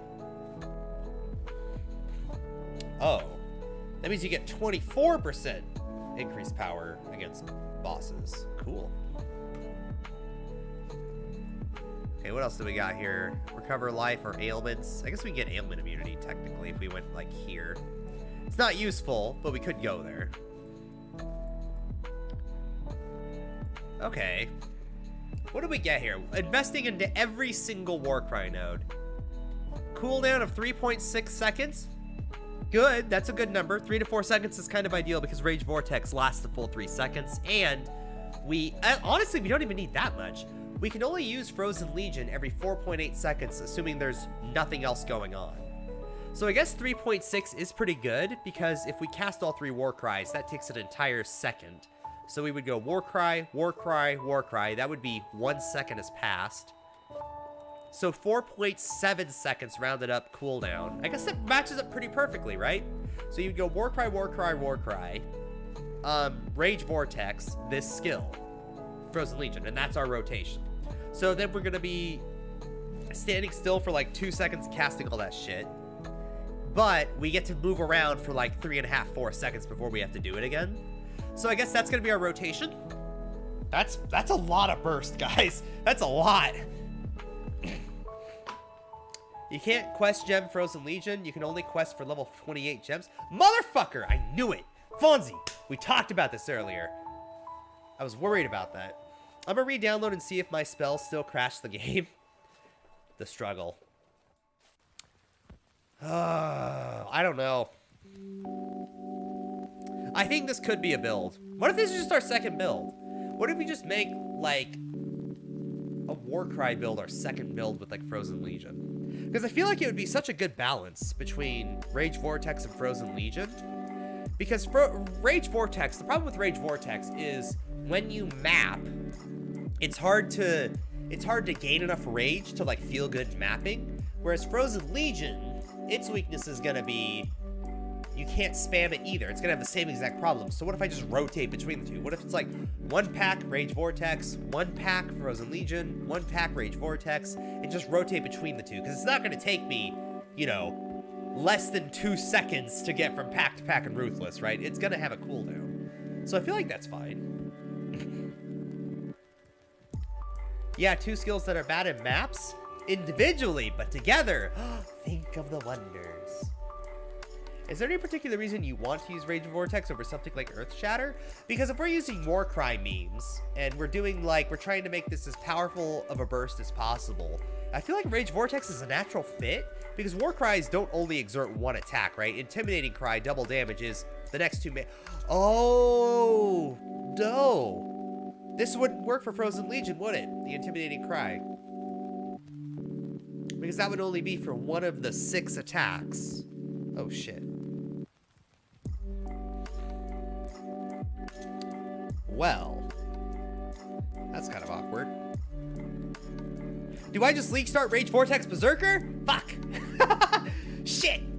Am I just recreating Rage Vortex Berserker and nothing else? Am I just doing that? Am I, like, not doing? No, I can't, boys. I can't. We have to be legit. We have to use one of the new skills, all right? I don't know what you guys are even talking about. Lord Pigs? It's okay.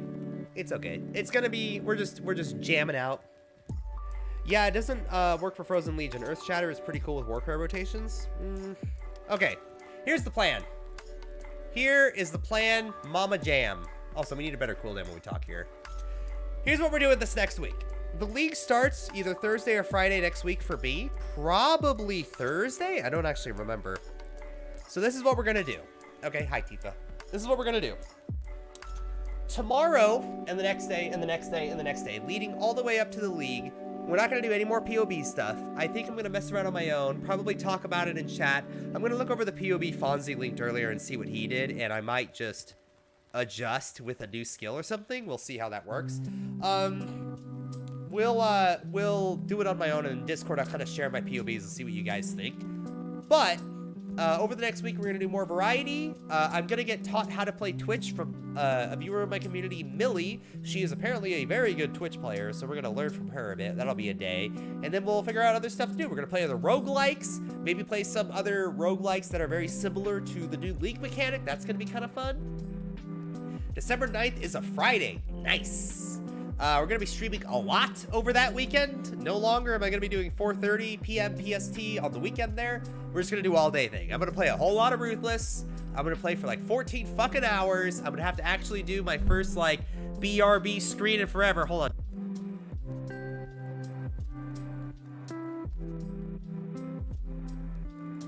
on. I don't even know where my AFK screen is. I never go AFK. That one is terrible. I mean, Curse of the Dead Gods one. Just mechanic is similar? Well, we gotta try it then. Anyway, everyone, that is the end of the stream. Get that music out of my face. Let's raid someone. Let's raid Game Grotto because she is a pretty cool person. All right, everyone, have a good evening. Have a good night. Be nice to this person. She is chill. She is jam. She's down with the sickness. I'll see you guys over there. I'm going to watch for a bit and mess with POB. Have a good night. Have a good evening. Wait. Goodbye. Good night.